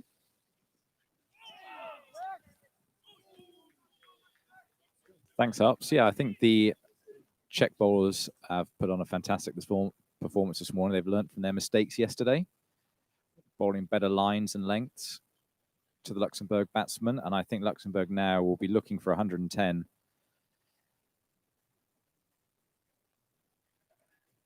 With William Cope and Tony Whiteman at the crease, continuing to push. These two are both very fit. They will be pushing the ones and the twos and looking to try and take advantage of the very large ground here at the Pierre Werner Cricket Ground. Ikra continuing to bowl here. Been bowling well in his spell. And bowling to William Cope here.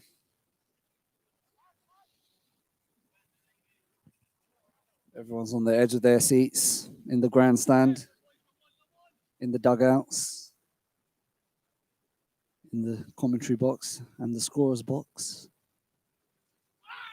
Got an appeal for an LBW, what looked like a Yorker against William Cope, and they've got a single as a result of a leg bye, going down to third man.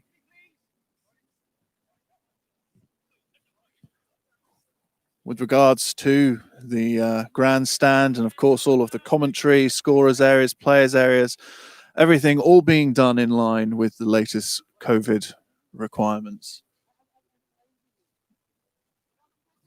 A little bit of gardening there by Whiteman. Give himself a bit of time, gather his thoughts, thinking about the next shot, what has to happen. And that is cut beautifully. That's going to be 4 runs. For 4. Just what the doctor ordered for Lux. A much needed boundary.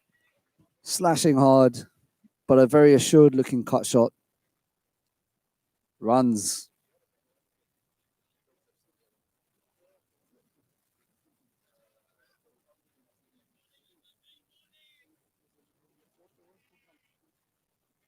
Two more balls to come for Wickrama Sekera's spell. 19 runs, 2 wickets, 3.4 overs. Not too shabby. Tony coming dancing down the wicket, clips it into mid-wicket region, and it looks to have earned him another 4 and a round of applause for that shot. A shimmy down the track. And he's making that little garden sweep he does with his glove a signature move. So back-to-back boundaries for Tony Whiteman. Going to need a few more of them. Definitely. He's found the gaps lovely so far. Let's see if he can continue off the last ball of the spell for Wickrama Sekera. He's gone for a hoik. It's gone up in the air. It's been dropped. Oh dear, that mid-wicket coming around with all the time in the world. That really is a bad drop, that one.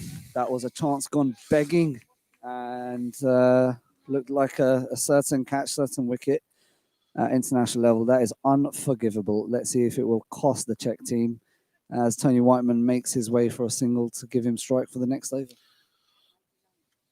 99 on the board then. It was Ahmed who put that catch down there, and he immediately comes on to bowl the next over, and he'll be looking to make amends, I'm sure. Yeah, exactly. 18 balls left. Cries of come on from the Luxembourg captain.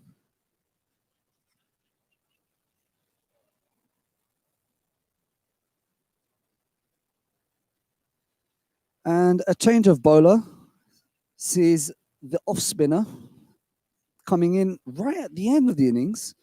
Interesting change of tactics and strategy, but we're seeing spin for the first time and change of bowler. And to confirm, Tim Andrews.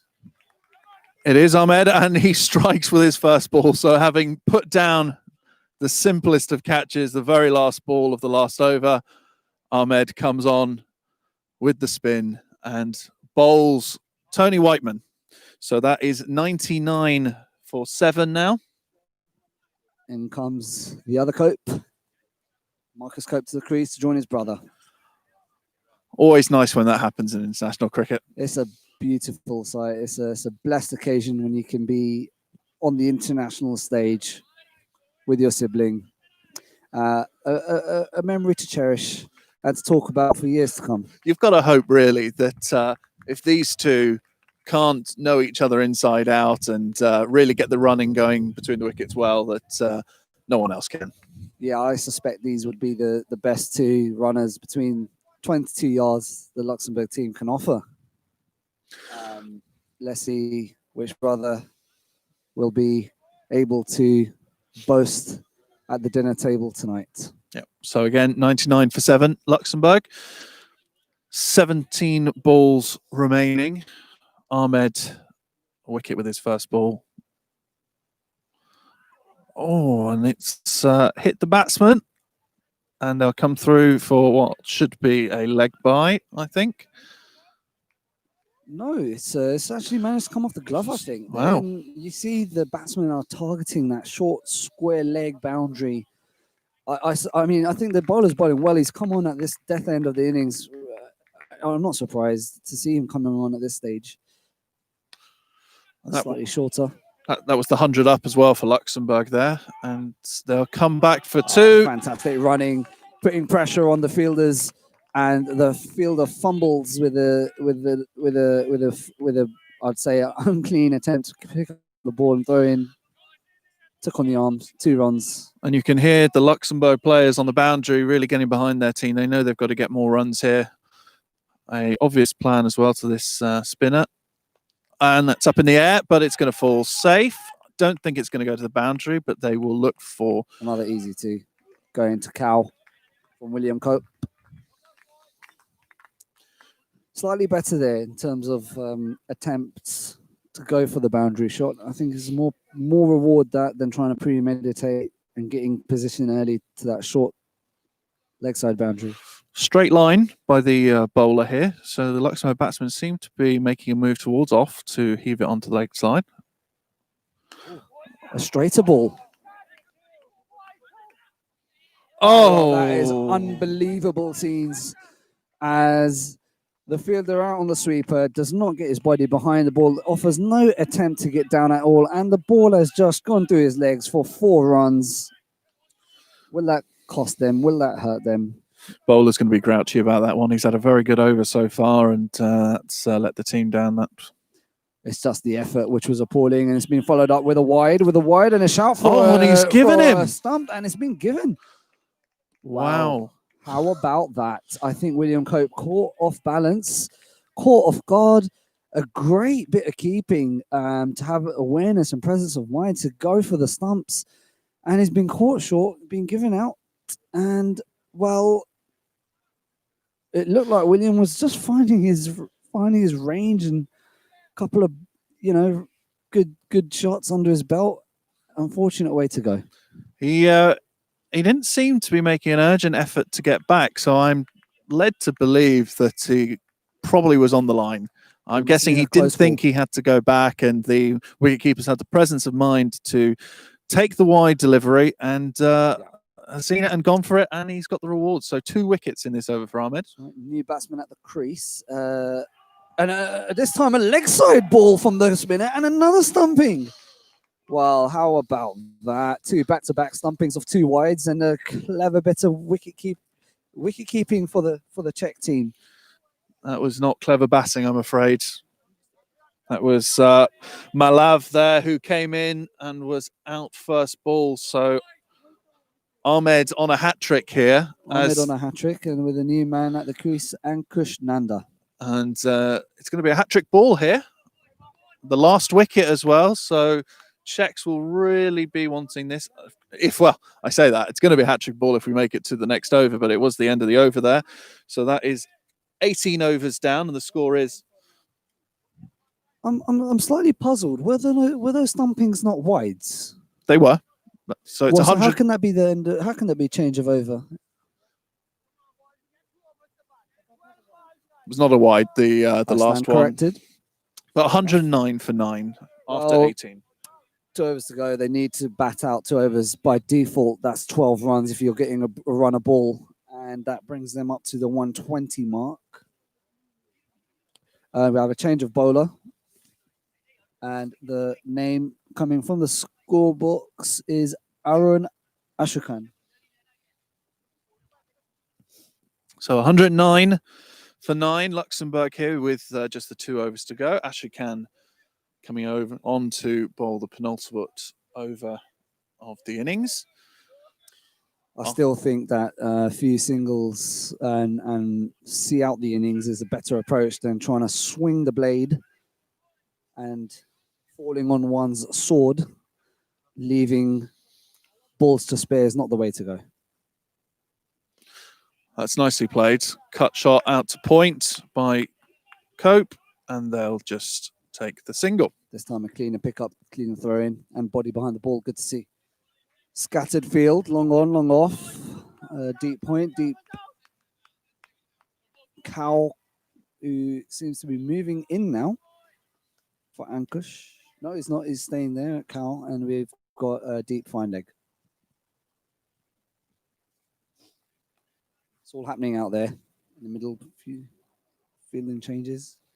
In comes the bowler up to the crease. And Ankush just goes through the line, but misses. And the keeper having a shy there, just missing. Would have fancied another stumping there, but Luxembourg, to your point, really need to see out this innings. If they can even just get a few more runs, every little helps. 100%. Bat on ball. That's all that's needed. Again, he goes with the kitchen sink, trying to go for glory out there onto the cover boundary. Fails to connect.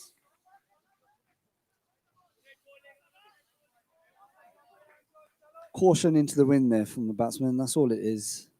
Just throwing the bat into the wind.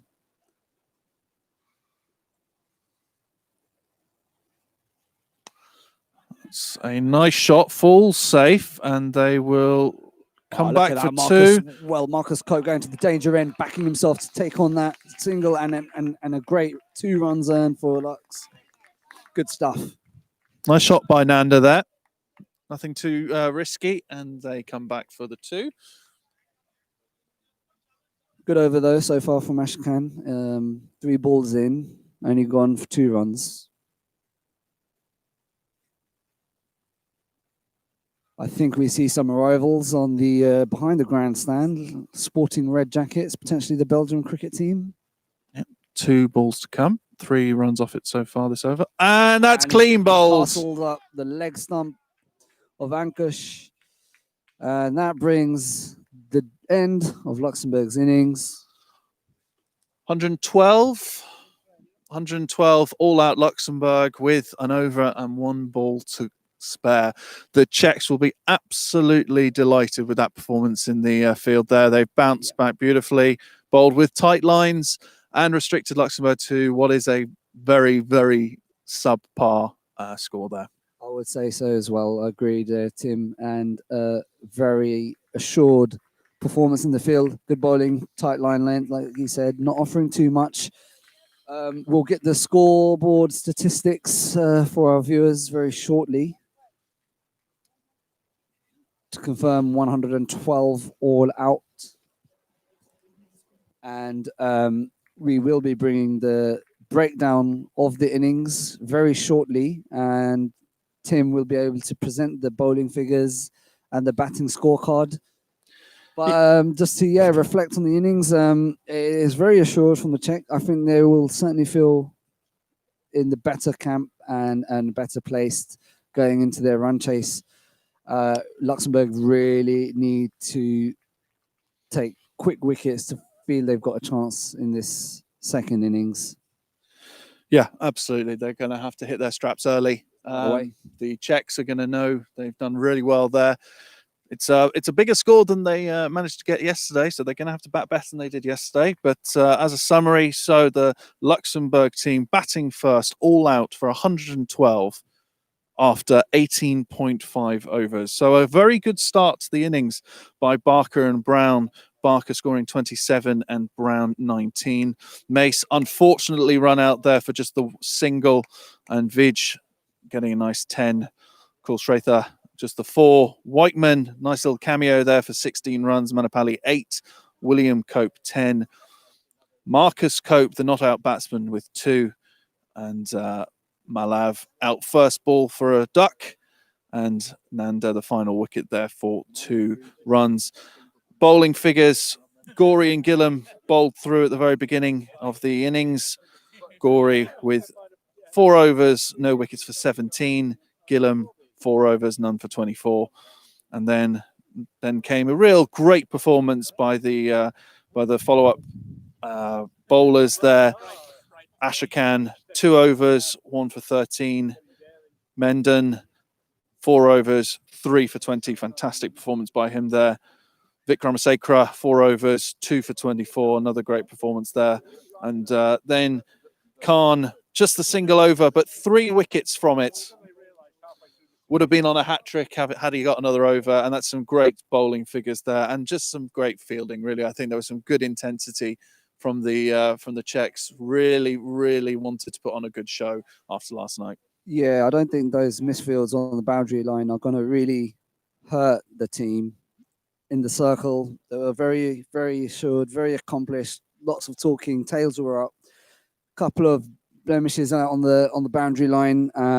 Yeah, might get swept under the carpet in hindsight if this run chase is secured quite comfortably. And I think the turning point when I look back would have been at that midway stage. We looked at the scoreboard. There was about 56 on the board off 10 overs with a full innings, wickets in hand. You would have thought, Luxembourg would have been able to click in 100 of the last 10, get to about 160.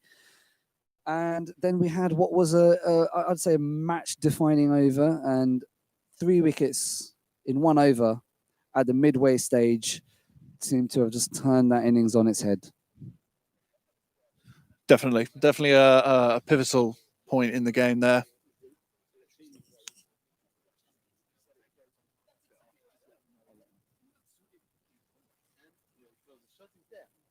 So Luxembourg fielders heading out to do a little few warm-up drills. They've really got their work cut out here. 112 is not a big score to defend.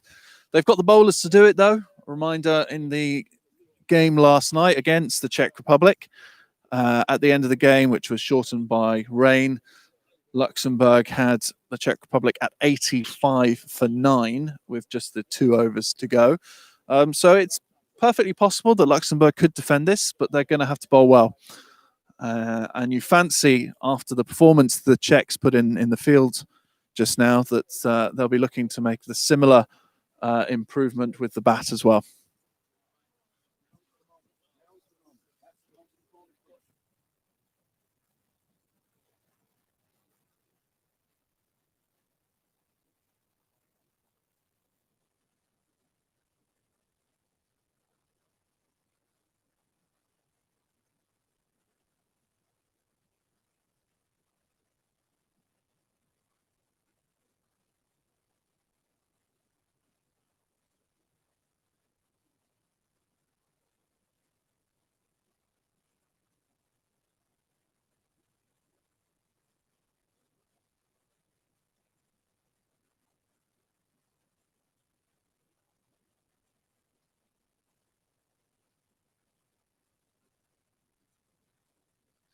So we're joined in the commentary box by Luxembourg coach Graham Cope. How do you feel that went?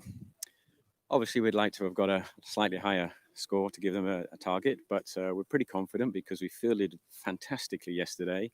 And in yesterday's match, they didn't even get close to this score. So all we need to do is repeat that energy and that focus. And we think we can defend this and then really put a statement on this tournament. Absolutely. I mean, you've got to take some real great heart from a fantastic performance last night. Good to see the Czechs bouncing back as well, obviously, but Luxembourg up for this.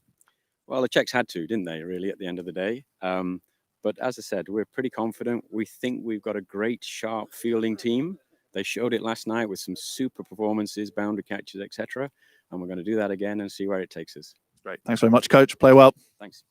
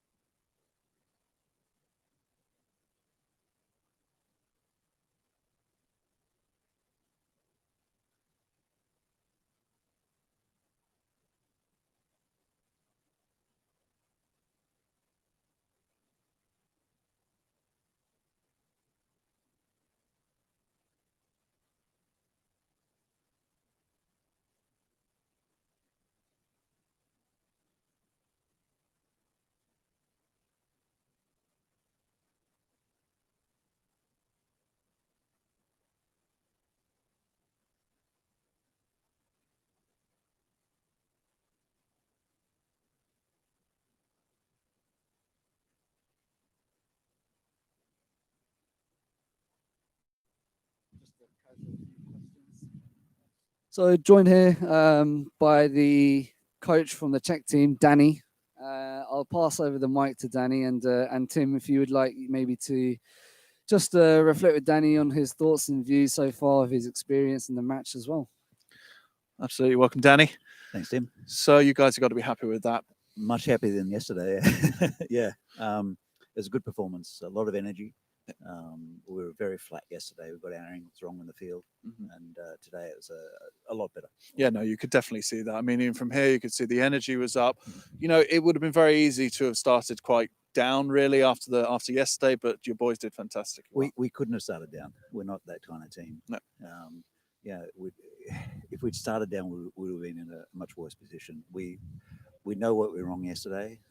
We were very flat, and it was partly to do with circumstances, partly to do with just a bad start, but much better today. Yeah, no, really good. So, hopes for the batting innings. Gonna try to chase this down quickly or measured approach. We'll see how it goes. Some of these guys, some of these boys at the top of the order, don't like to bat slowly. So we've got a natural way of taking, with batting, but a natural way of going with all of these batsmen. We'll see. Job's half done, you know. We've got a lot riding on this tournament. It really is preparation for the qualifiers next year, and it's the first time we've played in a year as a team. So, has it been a challenge to prepare for a tournament like this with the COVID situation? Of course, yeah. I mean, we don't have the facilities that you guys have got here. It's pretty central. You've got the nets here. We're a little bit.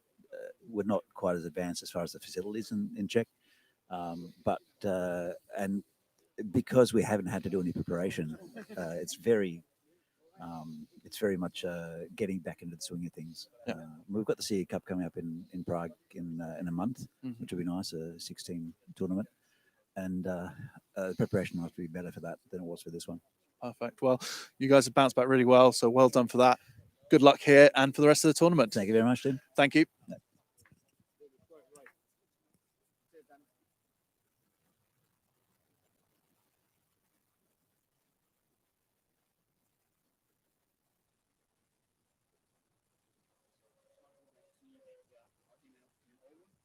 We'll have a word with him after. You don't tend to do it so much.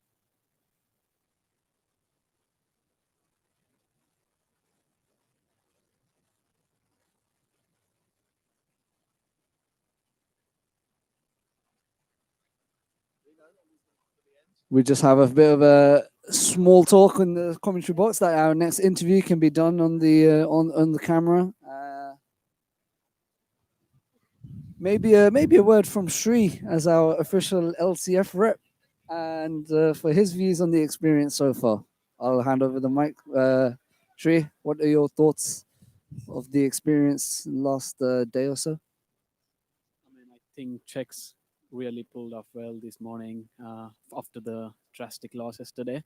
I think they played very well, and in my opinion, I think from here it's their game if they don't make any mistakes on the batting side. But I believe in our Luxembourg bowling efforts as well. They've been training a lot throughout the season, and I do think that they can still win from here. Excellent. Yeah, I think your opinions are very much seconded from everyone looking here on the boundary line. And just from a more logistical standpoint, media standpoint, how are you finding it? Well, this is my first time social media managing for any tournament, so I'm feeling great, and I'm very happy for the opportunity that was given to me from LCF. And guys, if you want to follow our live score updates, you can check crickethq.com as well as our YouTube live stream channel where we are streaming live updates digitally. I think the second innings starting now. I think you gotta go. Perfect, Sri. Thanks for your thoughts. Lovely to hear from you and to give our audience some of your views and thoughts. As Sri mentions, the second innings is about to commence, and we have Ankash for Luxembourg opening the bowling for the batsman. Honey Gori, as we know him from yesterday, as well as Davizi. Honey Gori taking strike. Tim, I was given the question yesterday from Mark Fitzgerald. If I had to choose a Disney character to describe Honey Gory's innings, what would it be? And he bowled me over as I didn't have an answer at hand, and I kind of got distracted. And as I slept last night, I realized that question went unanswered. So after giving it some thoughts over a drink last night, I would answer that as Aladdin. The magic carpet under Aladdin. I'll explain why after this ball. First ball in from Ankash. First ball going swatted for 6 over the leg side and fetch that. That has gone a long way. That's going to take some finding on a brand new ball. And it was a ball that looked to be on the stumps, but it didn't pitch. And so it was a swatted away, high and handsome. And on that note, the answer was Aladdin's magic carpet, simply because he likes flying high. That ball there sailed over the clouds for 6. And for me, that would be the fitting answer. So Mark Fitzgerald, Fitzy, if you're tuned in, listening in, there's your answer. He loves being on cloud 9, no matter what that ball is, even if it's daring the outside of off stump, he's going to go for that shot. Well, breaking news down here at the ground. The sun is poking through the clouds as we have a little break in play while the ball is found. So a reminder, we are just 1 ball into this Czech Republic batting innings. Ankush Nanda bowling, and Honey Gory has absolutely creamed a massive 6 over into the cow field towards the river. A fantastic start for the Czechs in their chase of 112. Well, chasing 113 to win after Luxembourg scored 112 all out. I'm not sure whether you caught Honey Gory's batting efforts yesterday, Tim, but he's got this one shot in his locker, which is that leg side hoik. He was offering that shot to balls outside off stump and offering very little else. So when it goes, it goes. Well, he's certainly got all of that, and Nanda is going to have to adjust his length pretty quickly, I'd say. They don't have many runs to play with, and so they can't afford too many loose balls like that. Yeah, lessons learned, and they have to be clever with the line and length, thinking about offside a little bit shorter on the offside, and if that's his go-to shot or his only shot, the bowling outfit needs to be much smarter.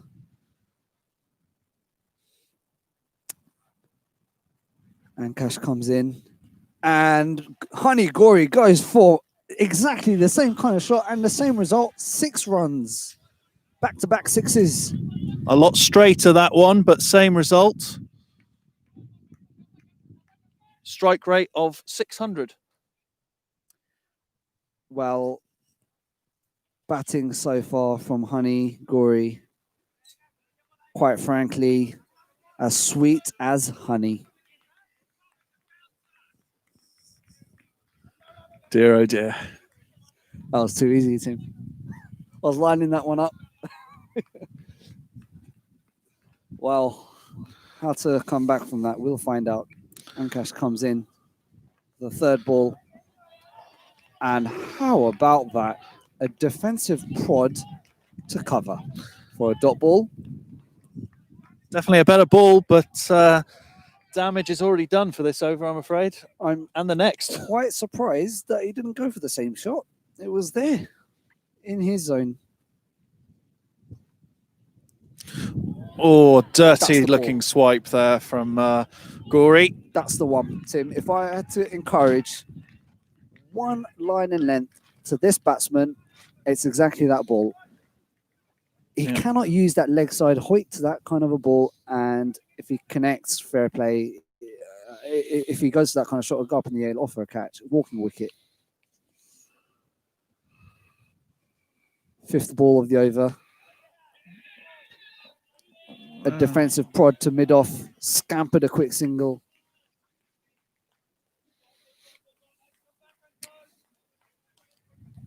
Good start this by the Czechs. Chasing a modest total. Used Me's changing field settings to the left-hander. with a deep long off, sweeper on the cover boundary.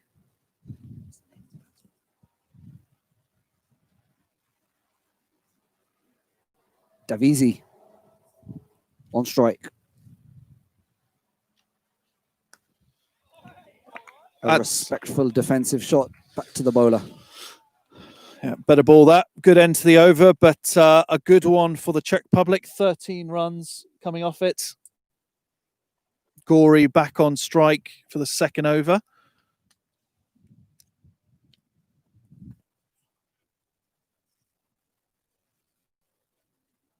All right, Honey Gory back on strike.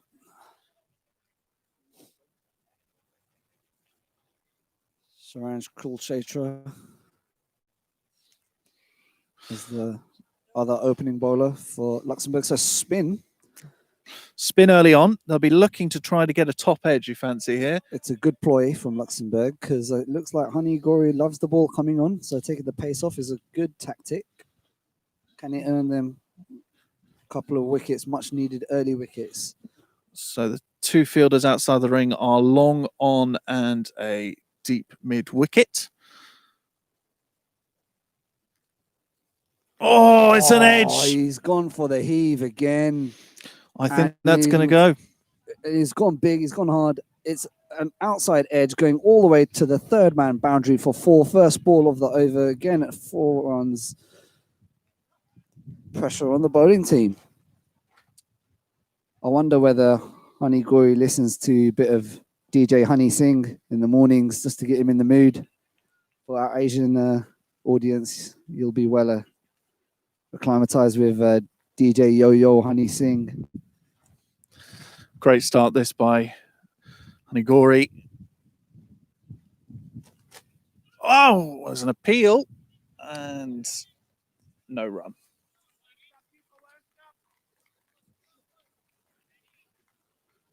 Sun has now made its way out of the clouds. Let's hope it stays. Dot ball.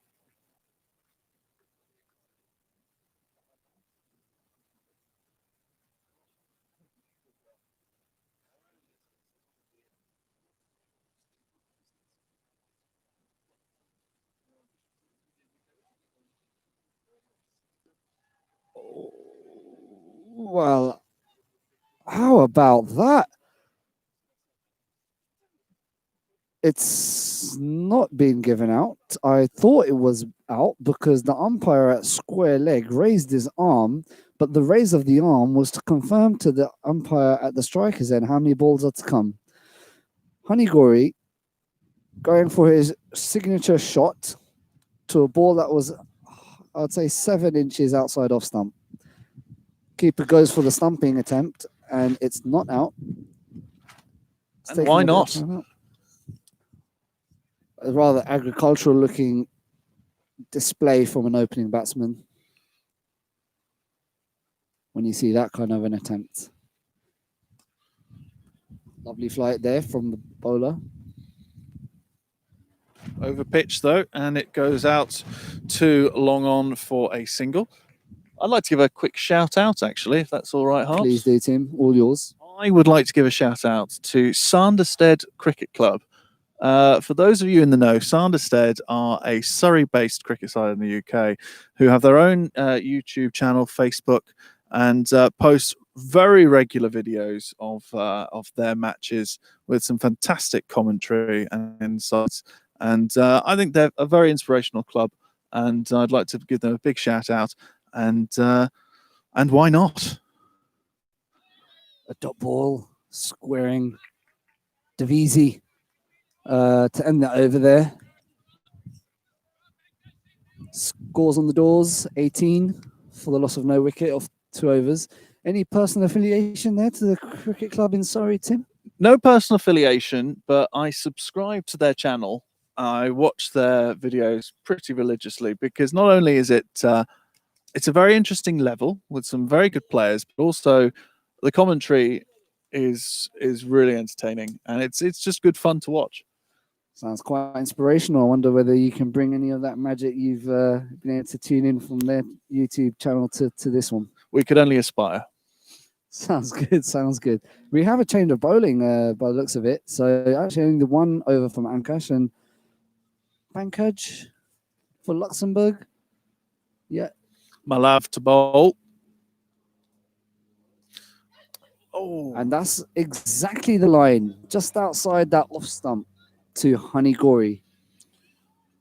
and I think a good opportunity, just a reminder that this Luxembourg T20I Tri-Series is sponsored by JTC, Redbridge Recruitment, Talisman, Thumar, and brought to you by the International Cricket Council and the Luxembourg Ministry of Sport. Good shout out, Tim.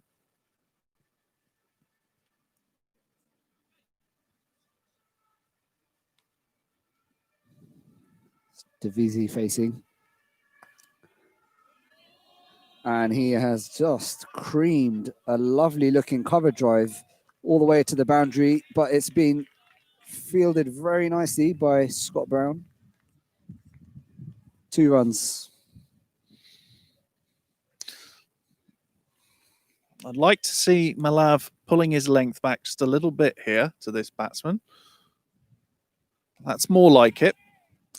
But, You must have an earpiece listening into your commentary, Tim. Did exactly that. Careful with suggestions like that. It did exactly as Tim was saying, and got a single for Honey Gory now to take strike.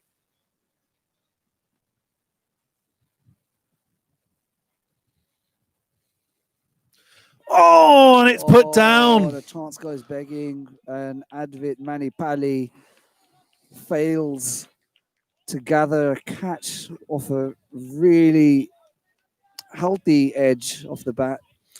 He got there. He had to move some, but he did get there. He did get there. So he'll be disappointed. Be livid with that, especially if Honey Gory capitalizes, and he's just gone and turned ball off his pads, clipping it for 4 easy runs. That's going to hurt Luxembourg. Yep. Just after the drop, off and the way.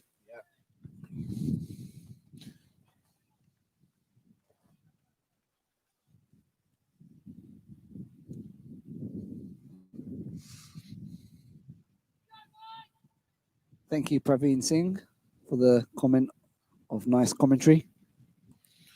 And that's cut beautifully through the gap, and that should be 4 more, I think. Luxembourg chasing it down, and they just get in there. Nice relay throw there. That is nicely done in the field. Luxembourg are going to have to keep to that standard if they're going to have any chance of defending this. But a beautiful cut shot there by Gory and 2 runs. So, end of the over there. And the score is 28.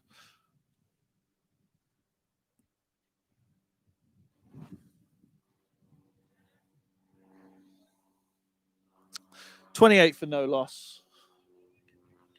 After 4. After 3, sorry. Sohan Pandey has questioned in on the YouTube feed. We are broadcasting here live from Wolferdonge, Pierre Warner Ground. And the question is, what are the names of the ends to this pitch? And I'll throw that one to you, Tim, maybe from a man of your education and knowledge and experience at the pitch, to give the backgrounds. In the meantime, dot ball, Luxembourg persisting with spin. Oh, thank you very much for the question. So the end that you're looking at on the screen, where we are commentating from, is the pavilion end. And as the bowler comes up to the wicket, and that's up in the air and is falling safe. It'll just be a single for the checks there. So the end that the bowler is coming in from there, where you can hopefully see the blue pedestrian bridge. Former club chairman Mark Fitzgerald, as the bowler comes up and bowls, slapped. Oh, and that is bounced awkwardly for 2 fielders. And they will come back for 2. Former club chairman Mark Fitzgerald actually lived on the other side of the bridge when it was initially constructed. Just for anyone who's interested, it's not actually called the Mark Fitzgerald Bridge, but the end is familiarly called the Mark Fitzgerald Bridge end by the cricketers. Thanks, Tim. And Honey Gory in his element. Oh, that is a fantastic effort of a catch there, coming in, sliding, but it's dropped out of the fielder's hands and gone away for 4 runs. Yeah, James Barker, I think, on the boundary line there at Cal, specifically placed for exactly that shot. He's gone for the effort. Why not? In doing so, he couldn't hold on, and the ball came out of the hands and made its way to the rope. 4 runs to Honey Gory. Yeah, it's a tough chance, but you've got to be taking those when you're defending such a low score.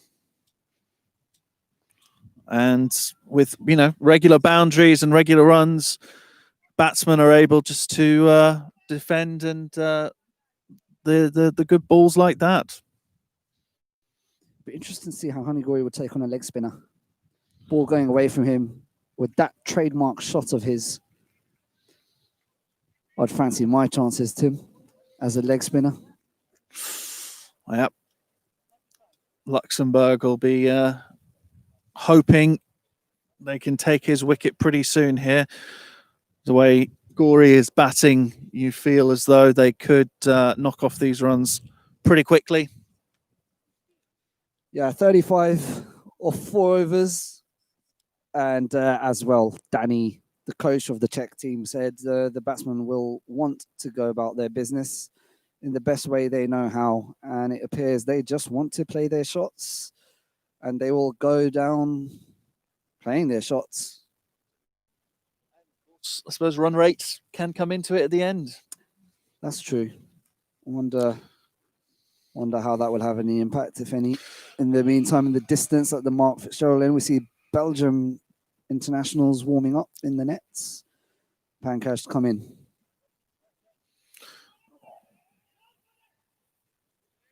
Single down to short third man. Tony Whiteman there cleaning up. Good running. Scampering a single. Honey Gory on strike.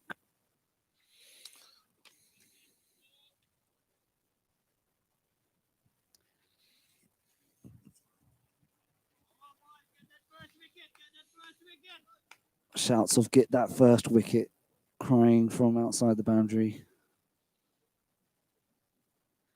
Oh, that is perfect. I think the only word I can use I suppose it's 2 words to describe that shot was charmingly rural.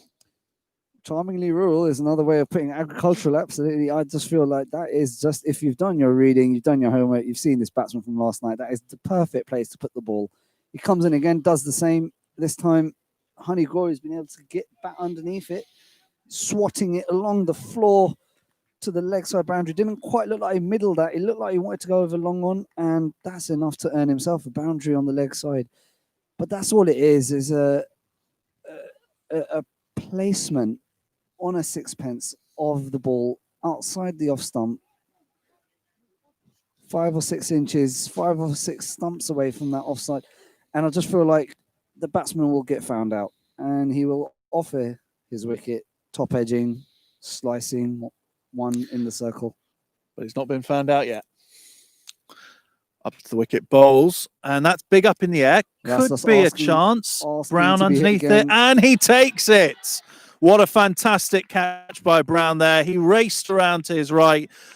Big shot up in the air by Gory. Played that shot a few times, didn't get all of it, and beautifully taken there. A much needed wicket for the Luxembourg team there.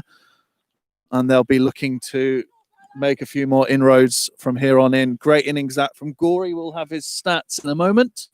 Yeah, we will.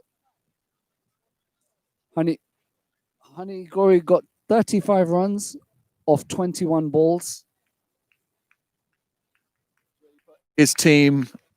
To the Czech team, he clubbed a few balls with that shot, and with that shot also brought about his demise. Luxembourg will take some good heart from that, but a lot of hard work still to do. They've got to take their chances when they come along like that, and but still they've got a chance. But it's going to be tough work from here. the batsman cross. So Divisi still on strike.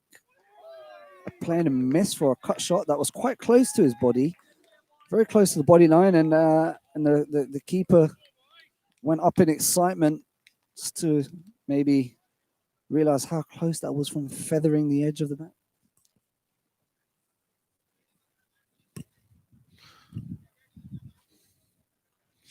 Yep. Batsman taking a moment there just to gather his thoughts as the bowler comes in for the next ball. And he just plays that straight back to him for a dot ball. Luxembourg with their tails up a little bit now.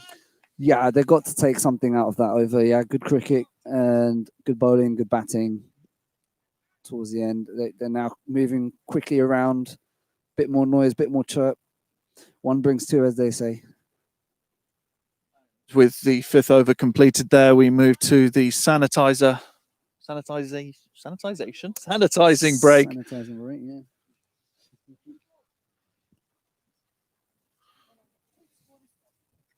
40 on the board. 40 for one.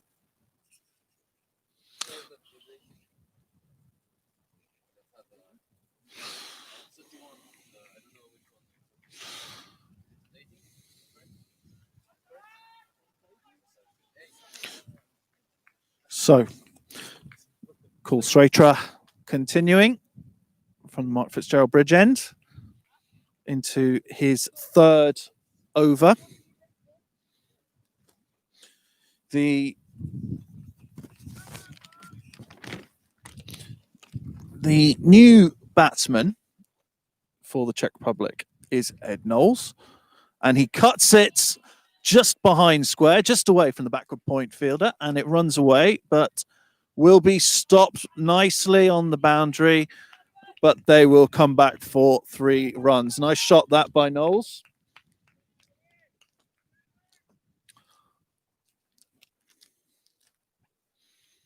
Knowles will be incredibly happy with the way his team has played so far in this match, and he and Divisi will now look to pick up where Gori left off. And that's just dabbed down to the offside, but picked up with no run taken.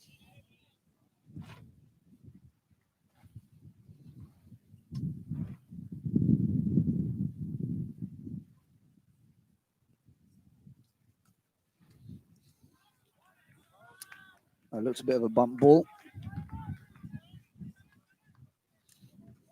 Nice bowling this by Kulsretra. No risk cricket needed here from the Czech team. That's cut away, but straight to the fielder, who gets behind it well, and it's another dot ball. As we know, of course, dot balls brings up pressure. Pressure can bring wickets, and Luxembourg certainly going to need some of those to defend this total. I do think there could be a 2-3 maiden spell here, and that shouldn't bring about any pressure for the Czech team, given their score and wickets fully intact.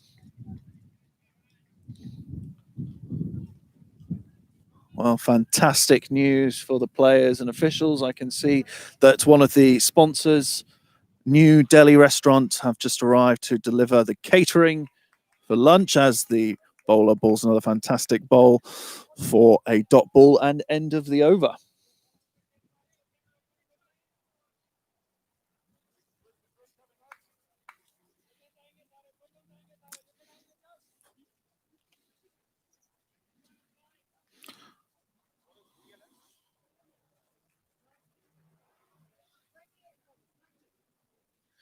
So if this game were to be affected by rain, the Czechs massively ahead on the DLS. I don't think we'll need to worry about that as Nanda comes back into the attack.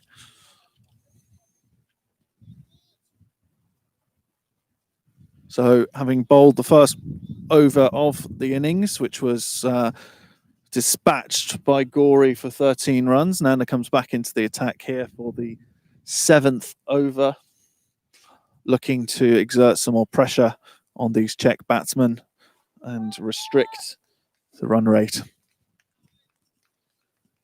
Yeah, A long on and a long off for the new batsman. Straight away, an attempt to go offside. His inside edged it to mid wicket. Dot ball.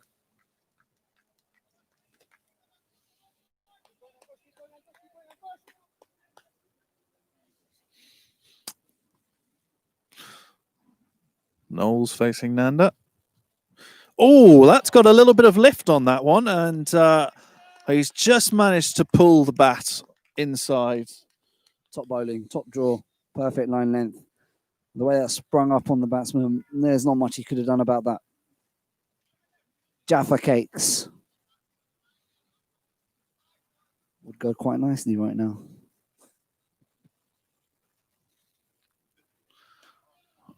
That's nicely played out to point, and Knowles will take a single.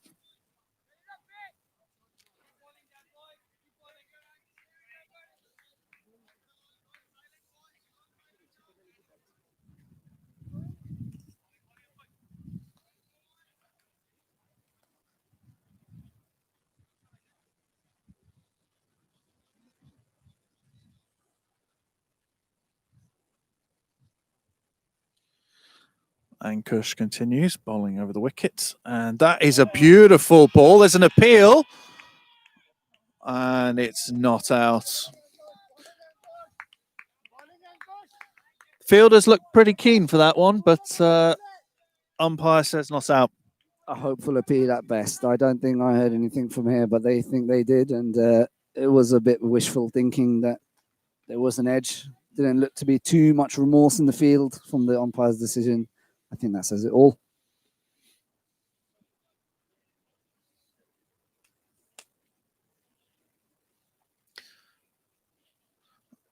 Oh, what a brilliant variation delivery. And the batsman was already through his shot before the ball had even pitched. Slower ball, which completely fussed the batsman. If that had been a little bit straighter, could have been in for an LBW decision there, but just going down leg. Fine lines. Last ball of the over here. And that is slapped down to long on for a single. Well, that was still a very good over for Luxembourg, and feels like they are on top, according to Pankaj from long off. But yeah, not a bit of heart for Luxembourg to say the last couple of overs have worked in their favour. Just checking on the scores.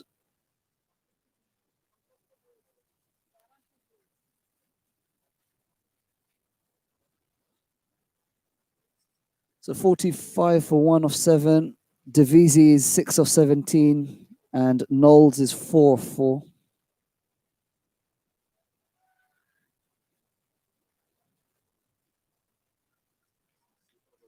So, Kulsretra to bowl his final over. Nicely bowled and just played out into the leg side for a dot ball.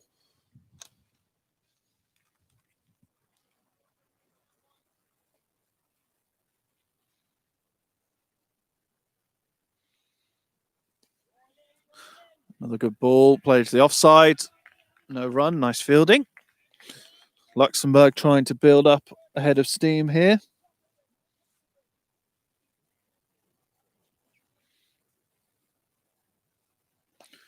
That one's up in the air. By the looks of it, it's going to be cut off. It is. They're running back for 2, and they'll make it safely. 2 more for Devisi there.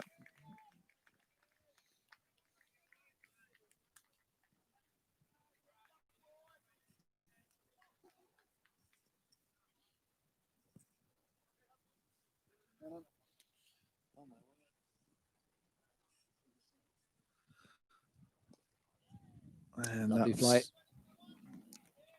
Pushed out. Well, 1 run. think about 2. Just settle on the 1.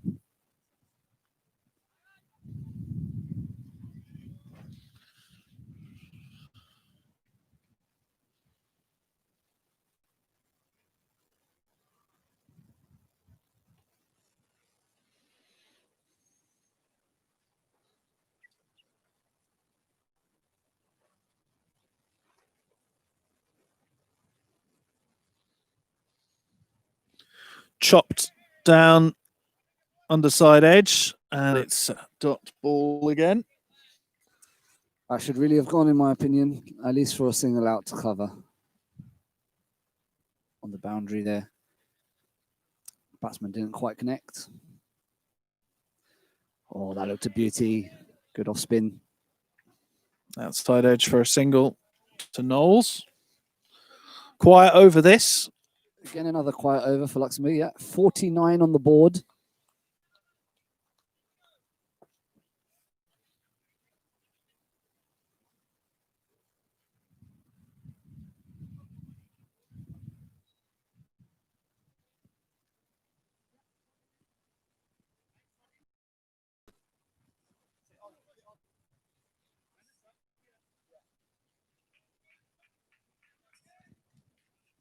I don't think Duckworth Lewis is going to have any bearing on this match. It's safe to say it will play out. Nanda bowling. And that is a short pitch delivery, which the batsman gets up on and dabs it down just behind square on the offside for a single. Brings Devizi back on strike. Is that the 50 up? That's the 50 up for the Czechs. 63 needed. That's nicely bowled and fielded there by Nanda. Solid cricket from both teams.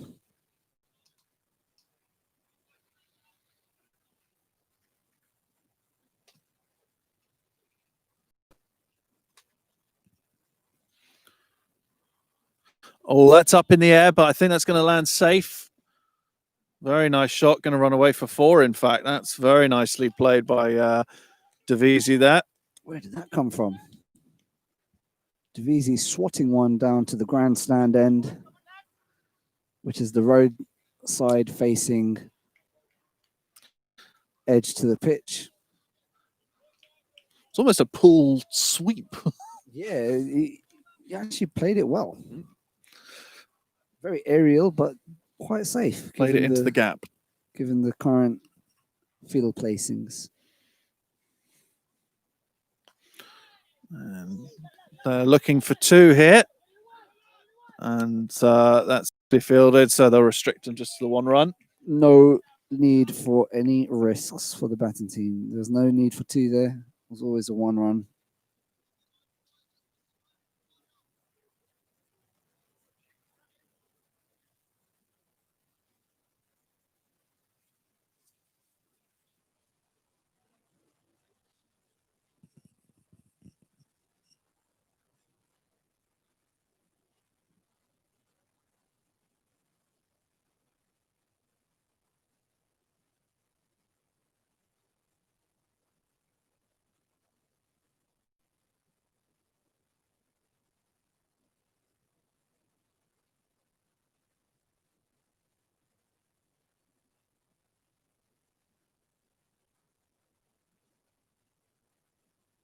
And another dot ball. Yeah, that was a lovely sight. It's got the tails up in the field, including Scott Brown here at deep long off.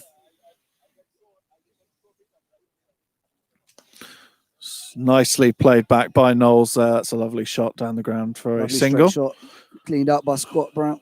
I wonder what would happen there if it. So we've got sanitizing bottles placed literally in line with the stumps on the circle. What would happen in the event that a ball hits them? So in this particular case, unlike it hitting a helmet of the fielder, it would actually just be a dead ball. That's very harsh for a batsman playing a nice looking shot to have it called dead ball, but I guess rules are rules. That damn COVID. That's right. Rules are there also to be broken, one can argue. But it would take some doing to hit them, given they're banging line with the stump. So that's ended over, and I think it's 56 on the board.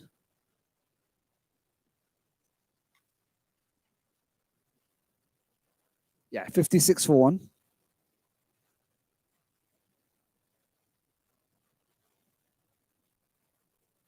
$56 for 1 off 9. And a change of bowler for Luxembourg. Marcus Cope to continue with spin. Oh, that is a good start from Cope there. Good line, good length. Batsman trying to play really a diagonal bat and nearly got unstuck. That looks a good first delivery.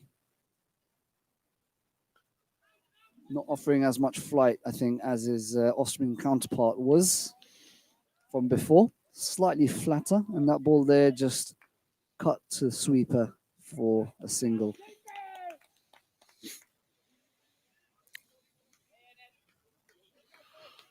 So as we near the halfway point in the game, Czech Republic still very much on top here with just the 1 wicket down, but Luxembourg pulling it back, giving themselves a chance with some decent bowling after the wicket of Gory. Yeah, the Czech Republic can win this game quite simply with singles all the way through to reaching that target if they wanted. It just takes one over, one match changing over, a couple of wickets, similar to how they did it in their innings, and one over of a few wickets can just turn this match on its head. Marcus Cope, change of action coming around the wicket now to the right-hander, Knowles, and Knowles just prodding there to point dot ball. Interesting ploy to come around the wicket. That will take away the chance of an LBW. It's going across the batsman. It's a good mix-up. Something different.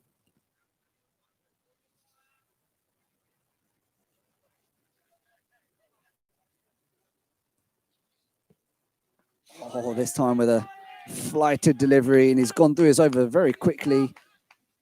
And again, a nice over for Lux. Yeah, good over that for Luxembourg. That should be the end of the 10th over. And the score is 58. So they are above the run rate, but not by much. But of course, they do have those 9 wickets in hand as we go for another sanitizer break. And a reminder that this Luxembourg T20I tri-series between Luxembourg, Belgium, and the Czech Republic, Czechia, is sponsored by JTC, Redbridge Recruitment, Talisman, Tumar, and brought to you by the International Cricket Council and Luxembourg Ministry of Sport. Thanks, Tim. Yeah, halfway point. And I think after that wicket of Honey Gory, it's been very much in favour of Luxembourg, and they've really tightened the screws and they've made this a game. It's nice to see, because with Honey Gory at the crease, with Gay abandoned, they were looking like this game was over before it had even started. Yeah, no, very fast start by the Czechs with Gory up at the top, but Luxembourg pulling it back. Czechs will still feel pretty comfortable at the moment, but if Luxembourg can bowl a few more overs of tight bowling, restricting the run rate, they will give themselves every chance. Runs on the board afterwards, after all. That's right. Yeah, you never know. A bit of scoreboard pressure, a couple of tight overs, and then the pressure builds up, and you never know what might be going through the batsman's head. So change of bowler for Luxembourg. Vikram Vij coming in now from the pavilion end.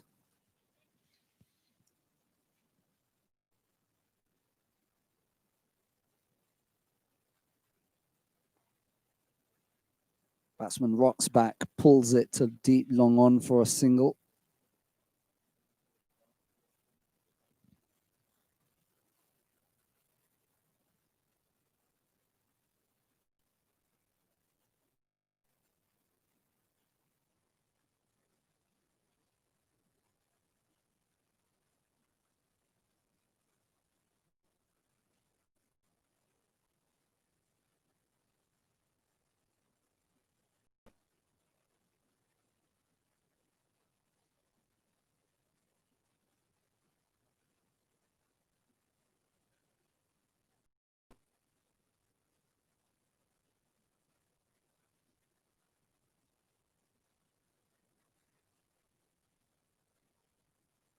Vij up to the wicket, and that is slapped away beautifully. Oh, and misfield means that it goes through for 4 runs. Yeah, it looked like their Knowles was all over that, like a tramp on hot chips. Yeah, he just climbed into it, really.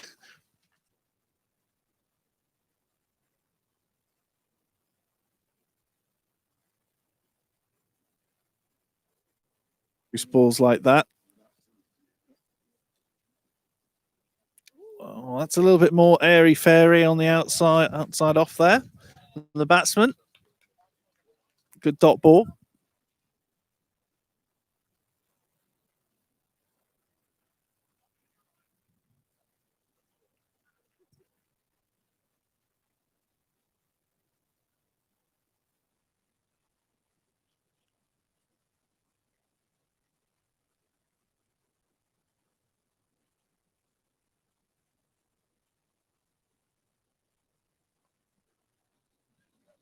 Down to long off for a single.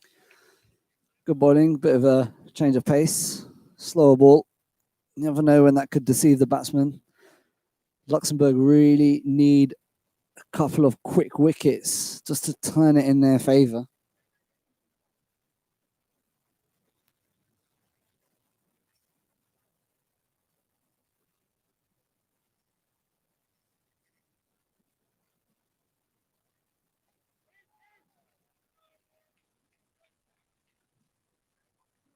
Tight stuff, nothing loose.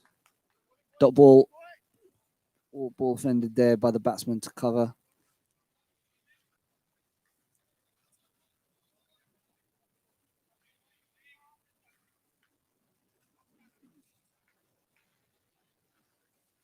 Shouts of the off cutter to be bowled from the circle. Tavisi on strike. Oh, he's played inside that. He's played outside that rather, and that's gone through for a dot ball. End of the over. 64 for one after 11 overs.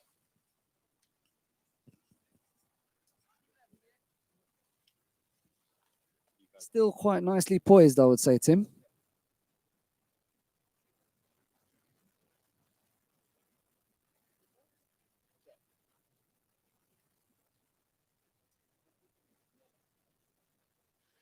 I think credit to Luxembourg for still making this a game and still feeling in it. As said, it was a great over before from Marcus Cope. He'll be looking for more of the same.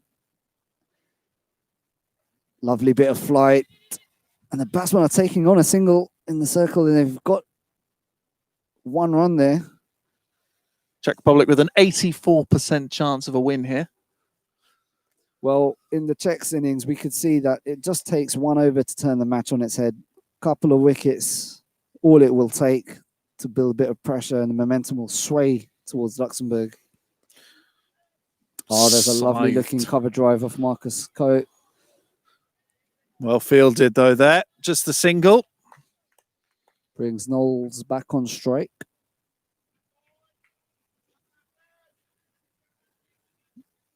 Marcus coming back over the wickets.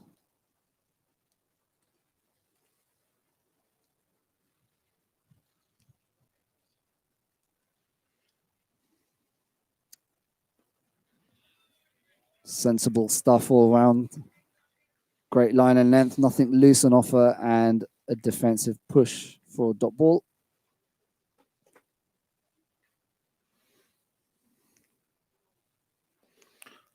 Same again.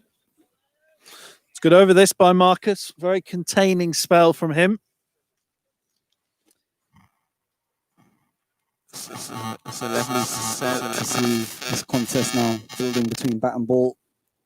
Oh! Knowles jumping on his feet, not sure what to do, a bit indecisive in terms of footwork and shot on offer, and in the end, just the dot ball that gets tidied up by the keeper. Switching around the wicket. Taking LBW out of the equation though. Do you feel he needs to really be mixing up his action there, Tim? I think he was bowling quite nicely. I'm not sure why, but they've obviously got plans. And that's just played out into the offside for a single, and brings End of over. the over to an end. And the score is 67, 67 67 for 1 after 12. after 12. Yeah, I think Marcus Cope there coming just over the wicket was looking good, and maybe he's making the batsman think twice. Bit of variation.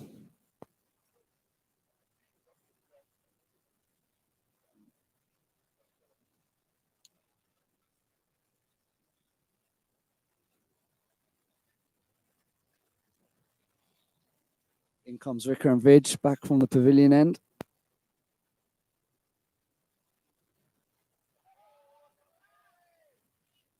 Ball. Playing a miss, yeah. Ball beating the edge of the bat.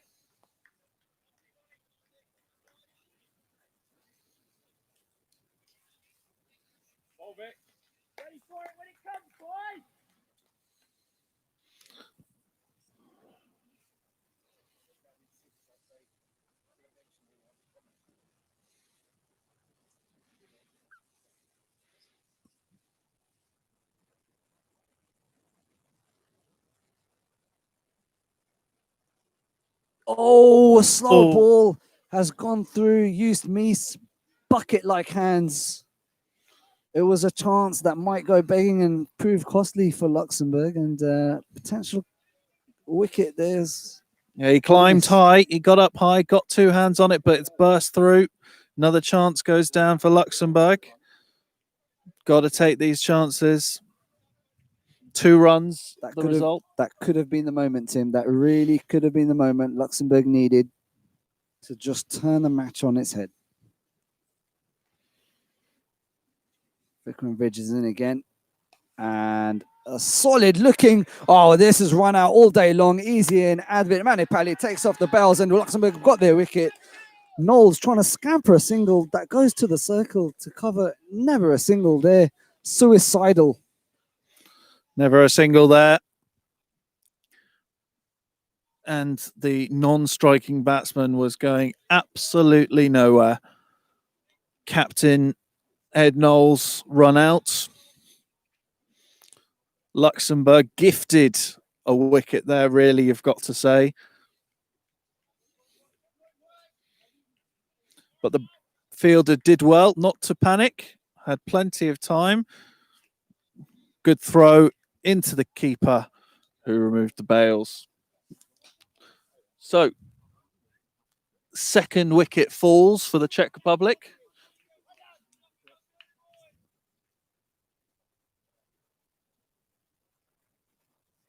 And for 2 now.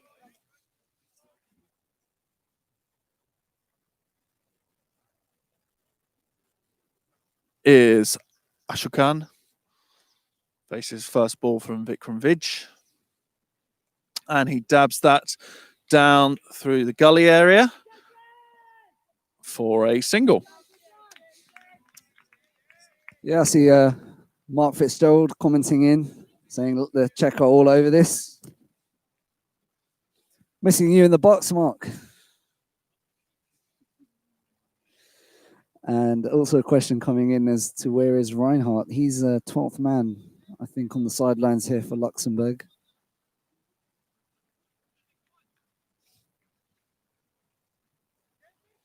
Nice moment over in the nets area as the Belgium team look to be handing out caps to their debutants. As Vikram Vidge comes up and bowls. Batsman charges and launches that for 1 bounce for. Oi, oi. Where did that come from? Dancing down the wicket, swats it over the mid-wicket boundary. 4-4. 1 bounce for there.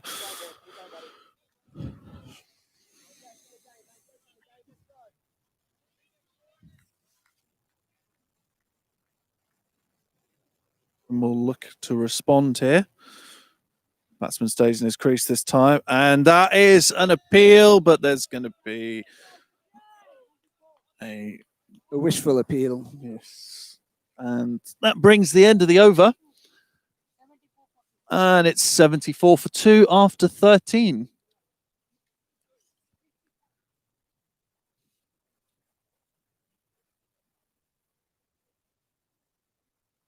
A round of applause going on in the nets from the Belgian nationals warming up in the nets.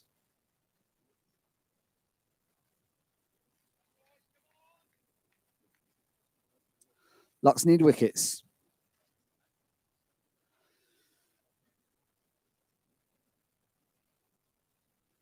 Just to ruffle the feathers. And building some kind of pressure. Marcus Cope to continue to the new batsman.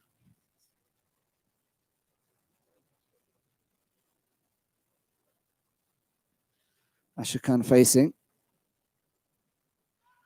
And just turns it off his legs for a single. A quick looking single. Lovely throw there from Vikram Vij from square leg straight over the stumps to Marcus Cope. But the batsmen were well and truly home. No danger.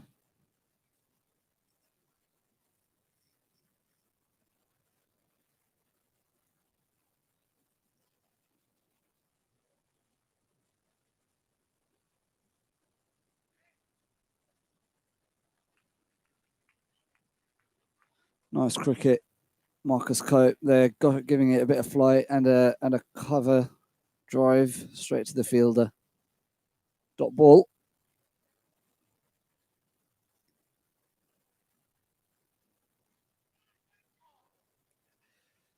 Very late cover drive. He's beat the circle and the ball has gone out to the boundary line, but it's been pulled in.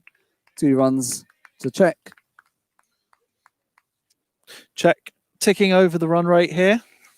That's all they need, Tim. They just need to rotate the strike a bit. 4-5 and over, no risk cricket, and they'll still be on top. A slog sweep there. Slightly fuller delivery, wasn't it? And it didn't pitch, so it just gave the batsman that freedom.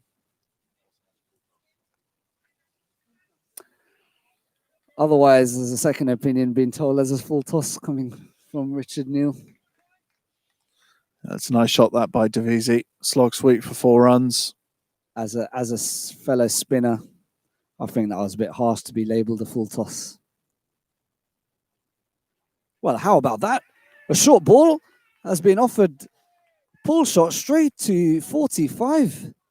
So a wicket down, just what Luxembourg needed. Quite often the way, that's the the worst ball of the over. Runs, 27 runs there to Davisi. Worst ball of the over takes the wicket. And as a result of that, new batsman makes his way to the outfield for the Czech Republic. And it's Vic Ramasekra to come out next for the Czech Republic. You've nailed the pronunciation now, Tim.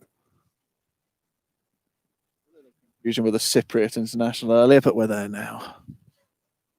Wasn't there a Sri Lankan bowler with a similar name? Wickramasinghe or something comes to mind? That's the one that comes to my mind. So Luxembourg are feeling it. They're back in the game. Tails are up in the pitch.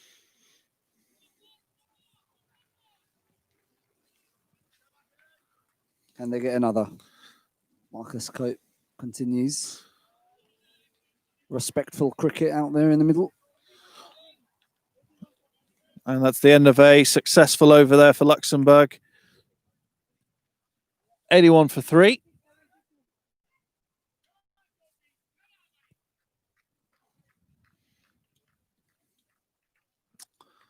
And it looks as though we're going to have another change of bowling here. And having had Marcus Cope, we are now going to have his brother, William Cope, These two batted together earlier today, and now they're going to be bowling in tandem as well. Lovely moment this. Copes from both ends.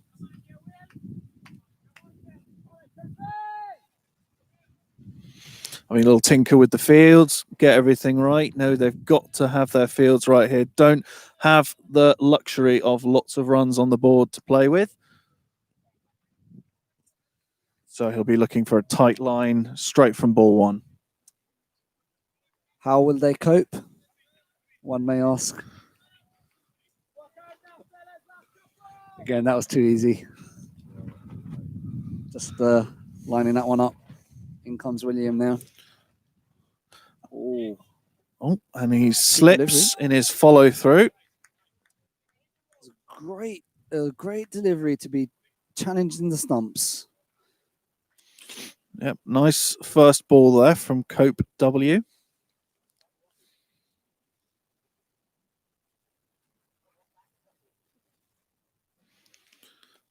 Another good ball there. They go for the quick single, and I think they'll get there. They do. The throw is a little bit wayward, but it's tidied up, and they'll just get the single.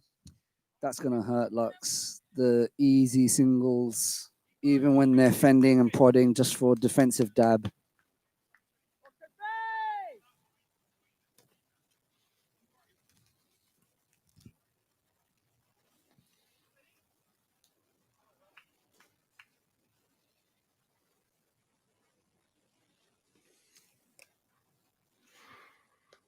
And that's dabbed out to point. Again, a single. It's a bit of an in-outfield. Short cover. Vic Ramasekara and Ashikan just rotating strike nicely here. All they need to do, head of the run rate.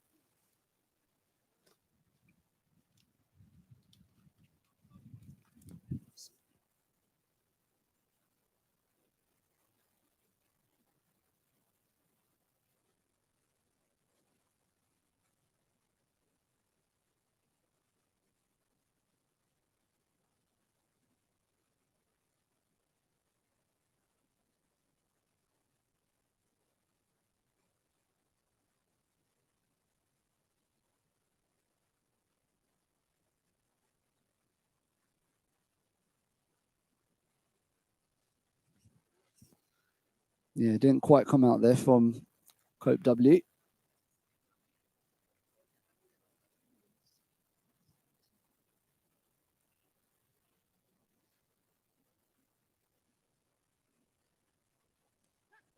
Well, we've just seen a covered drive being played off the back foot to what was a full pitched ball. Was that 3 or 2? I think it was a 3 in the end. There's no cover out there, and Youth Meese has come over from sweeping at what would say deep extra cover to clean up. But an ugly looking shot. Never play a cover drive off the back foot to a ball that's so full. The weight was all on the back foot.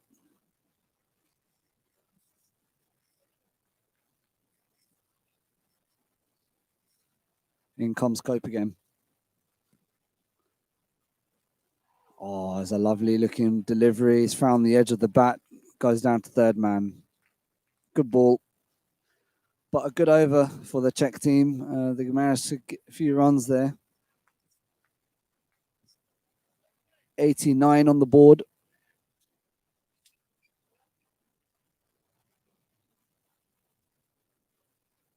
Czechia closing in on that target with wickets intact.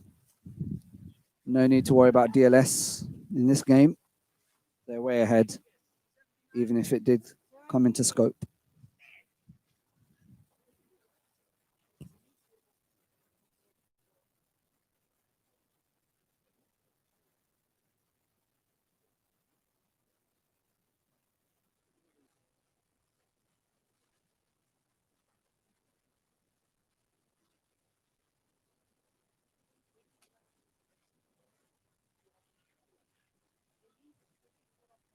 89 for 3. Of 15, 5 overs to go, and they need 24.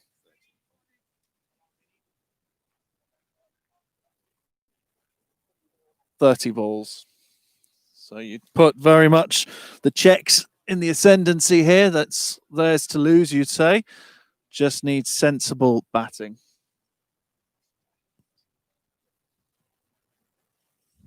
So Marcus Cope to continue from the Mark Fitzgerald bridge end. The batsman charges. It's gone up in the air and it's going to go over the long on fielder for 6 runs.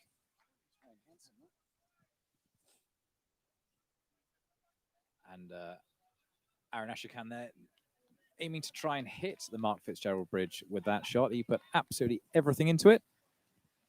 And as Tim said, it flew over deep mid-on. So that brings it down to just the 18 runs off 29 balls as Marcus Cope comes up to the wicket again. And just played out into the leg side this time. But again for a single. Sensible batting. Czech don't need to do anything stupid here, especially after a big 6, first ball of the over, just to look for the 1s and 2s. Nothing silly from the Czech batsman, and they will bring it home.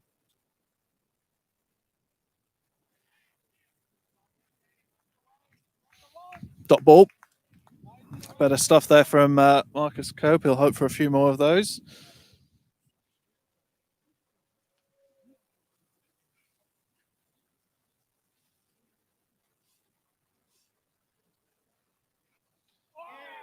Oh, that's a big slash, but he stayed in his ground. Attempted stumping, but he was well safe. So the umpire comes to replace the stumps. Umpires are Peter Vincent and Ben Lockheed, who are officiating the game, and they've done a very good job making sure this game is played not only to the rules, but also to the spirit. And both captains and teams have a big part to play, but it's been played in a great spirit so far.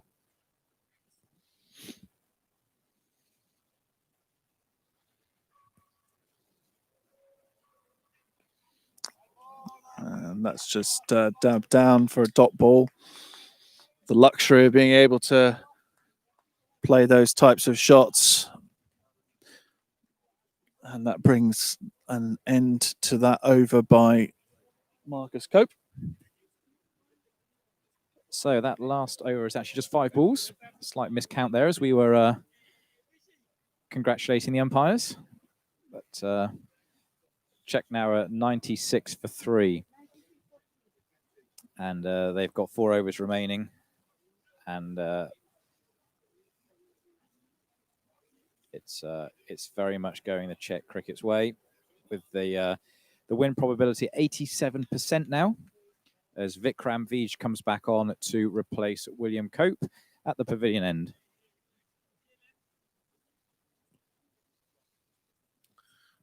So a much better performance today from the Czechs so far. Have they impressed you, Richard? They have indeed. I think we found out last night that unfortunately the Czech team didn't arrive in Luxembourg until 4 o'clock yesterday morning, and that might have explained sleepy performance from them yesterday. But after a good night's sleep, they're certainly here and dominating this match, as their little single's been dabbed down to point, and they come through for an easy single. And again, they just don't need to do anything fancy here, the Czech batsmen. They can just play the game, look for the 1s and 2s, of which there are plenty on such a big ground that we have here in Luxembourg.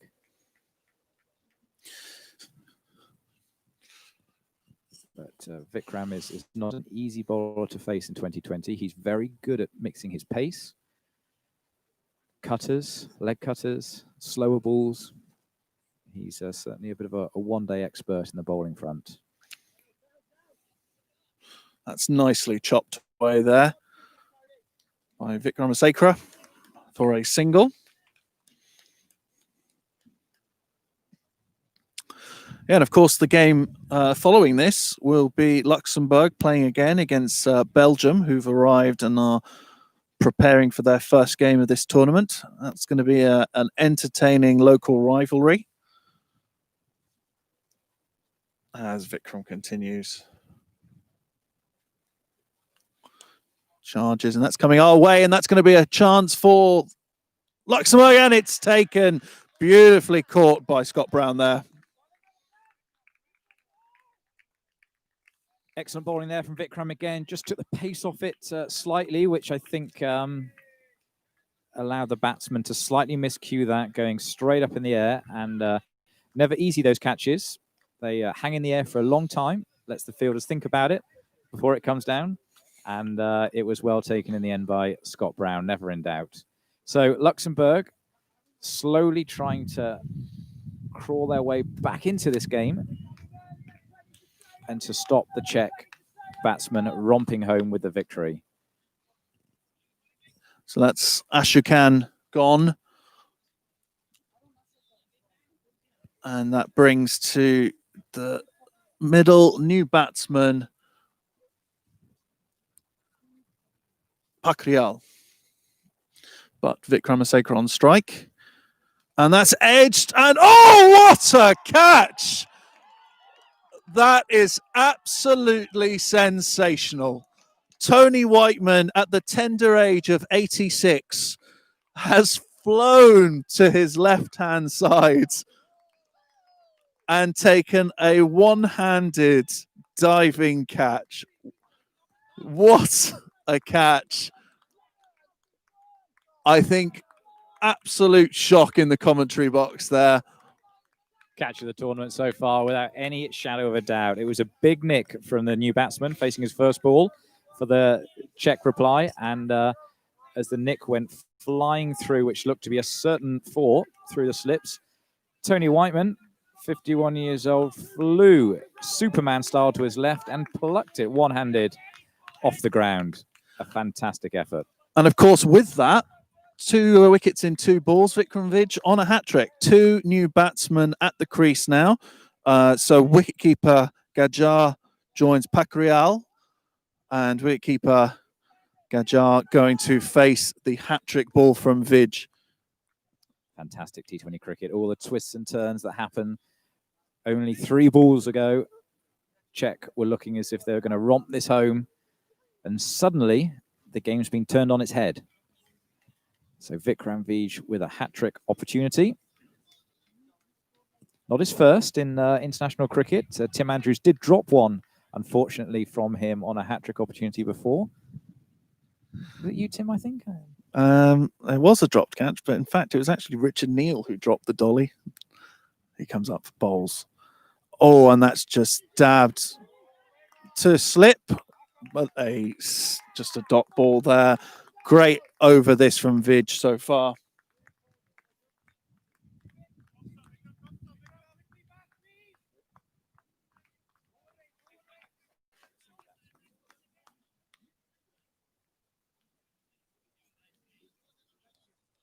Keeper.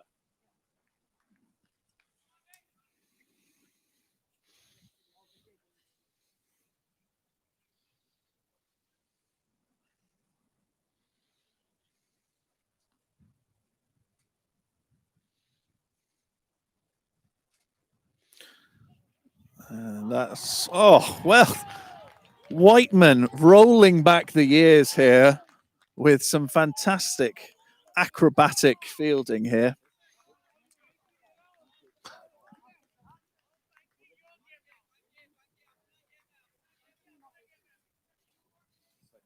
Five at the 17th over. So 15 more runs for the Czech to win this game. 5 wickets for Luxembourg. You'd still think, although after such an eventful over there from Vikram Vij, that it's certainly still very much within the grasp of the Czech batsman to bring it home for the Czech Republic. But as we've seen the last over, I'm sure there'll be more twists and turns in the last 3 overs. And we talked about Vij nearly taking a hat trick and how you dropped the hat trick ball. But of course, you, Richard Neal, did in another format take all 10 wickets in an innings. How did that feel? It's very true. It was a very good day. Pankaj Malav, the new bowler. And you can just tell now that there is a little bit more urgency from the Czech batsmen as they've lost those quick wickets in the final over. And a bit of controversy. There's Pankaj threw the ball to the wicketkeeper, a potential run-up, but actually hit the batsman on the back, and there was an appeal.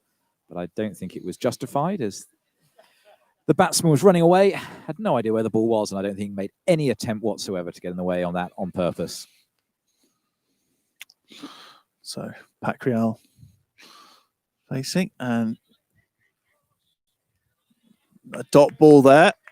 Definitely looking to take these quick singles now, these two batsmen.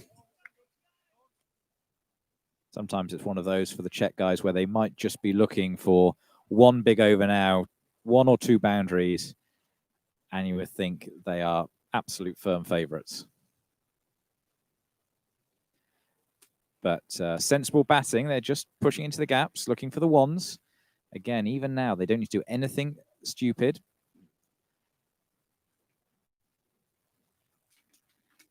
With a run rate required of around 6, they can make do with 1s and 2s.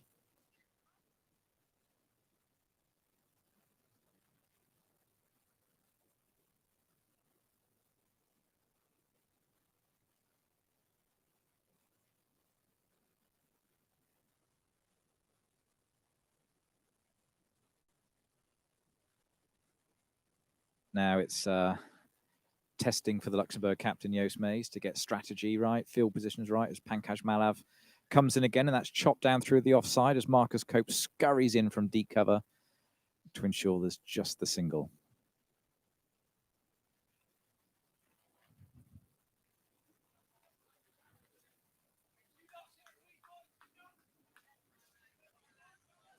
Luxembourg will be looking for a tight end to this over. Try to keep the pressure on the Czechs. Up to the wicket, and that is just going to be a dot ball, nicely fielded.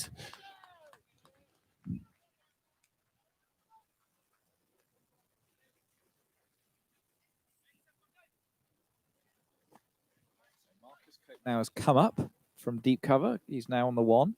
So we only have a deep mid on and a deep mid off on the boundary. Everyone's saving the single.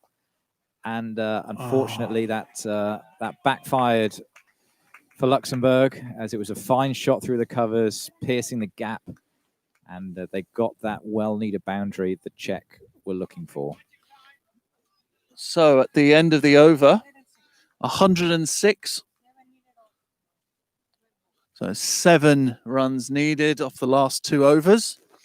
So Luxembourg really are going to have to bowl very well, very tight in these next 2 overs to give themselves a chance. Czech still with a few batsmen in the hutch. So you've got to think that wickets would help Luxembourg, but dot balls are going to be even more important.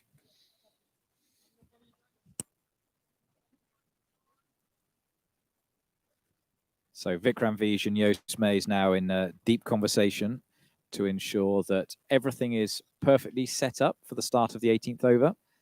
With only 7 runs required by Czech, everything has to be in place to try and give them as much an advantage as possible to stem what looks like right now a Czech victory. Deep mid-on has been brought up into a traditional mid-on position, which is Pankaj Malav. So we have Scott Brown here at deep mid-off. James Barker is out at deep cover point. And we have a deep cover at William Cope.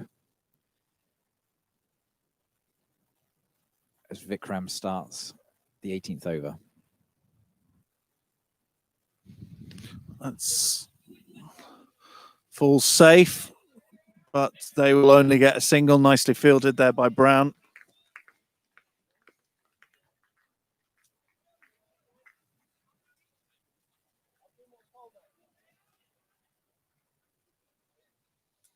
I've got to say that if Czech Republic make this score, they've timed their chase pretty well.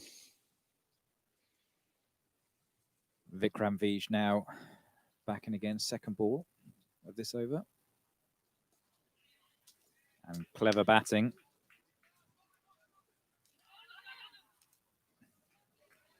And with the keenness and the eagerness by the Luxembourg fielders, there's a bit of a miscommunication there, and just gave the Czech batsman a bit more of an easy run for those two. So that's 4 runs for victory now.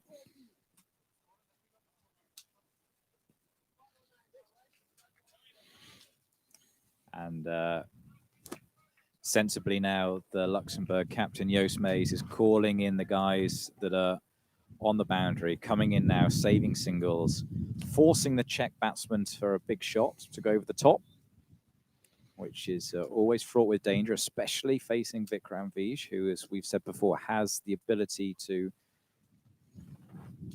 really change the way he bowls in terms of speed. Lots of slower balls in his armory. But unfortunately, for Vikram Vij, that was hit over the top of the covers and it's pierced the gap, and the Czech batsmen come back for 2. So just 2 runs now for victory for the Czech Republic.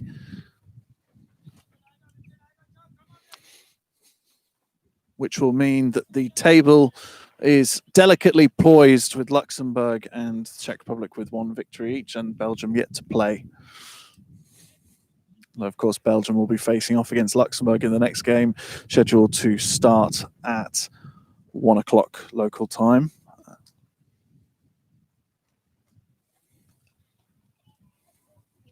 Tried to finish it off in style. He really tried. It's always nice to finish off in style, but unfortunately he got the inside edge straight through into the boot, and that was a dot ball, well needed for Luxembourg. But clever captaincy here from Mees. The field now is up, so to win this game, the Czech batsmen are probably going to have to launch over the top.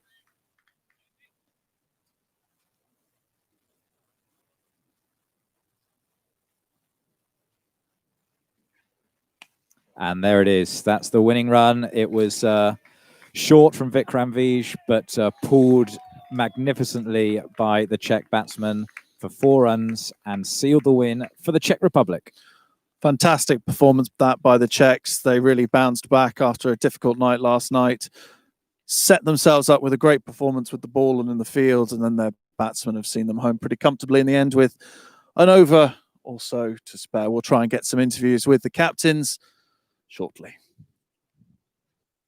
Thank you very much, and we'll be back with you in around 15 minutes with some potential interviews of the captains from Luxembourg and the Czech Republic, and also for the toss between the next game, which is between Belgium and Luxembourg, which is due to start 1 o'clock local time, and that's in approximately 28 minutes. But for now, from the Pierre Werner Cricket Ground, from Tim Andrews and myself, Richard Neal, it's a very good afternoon.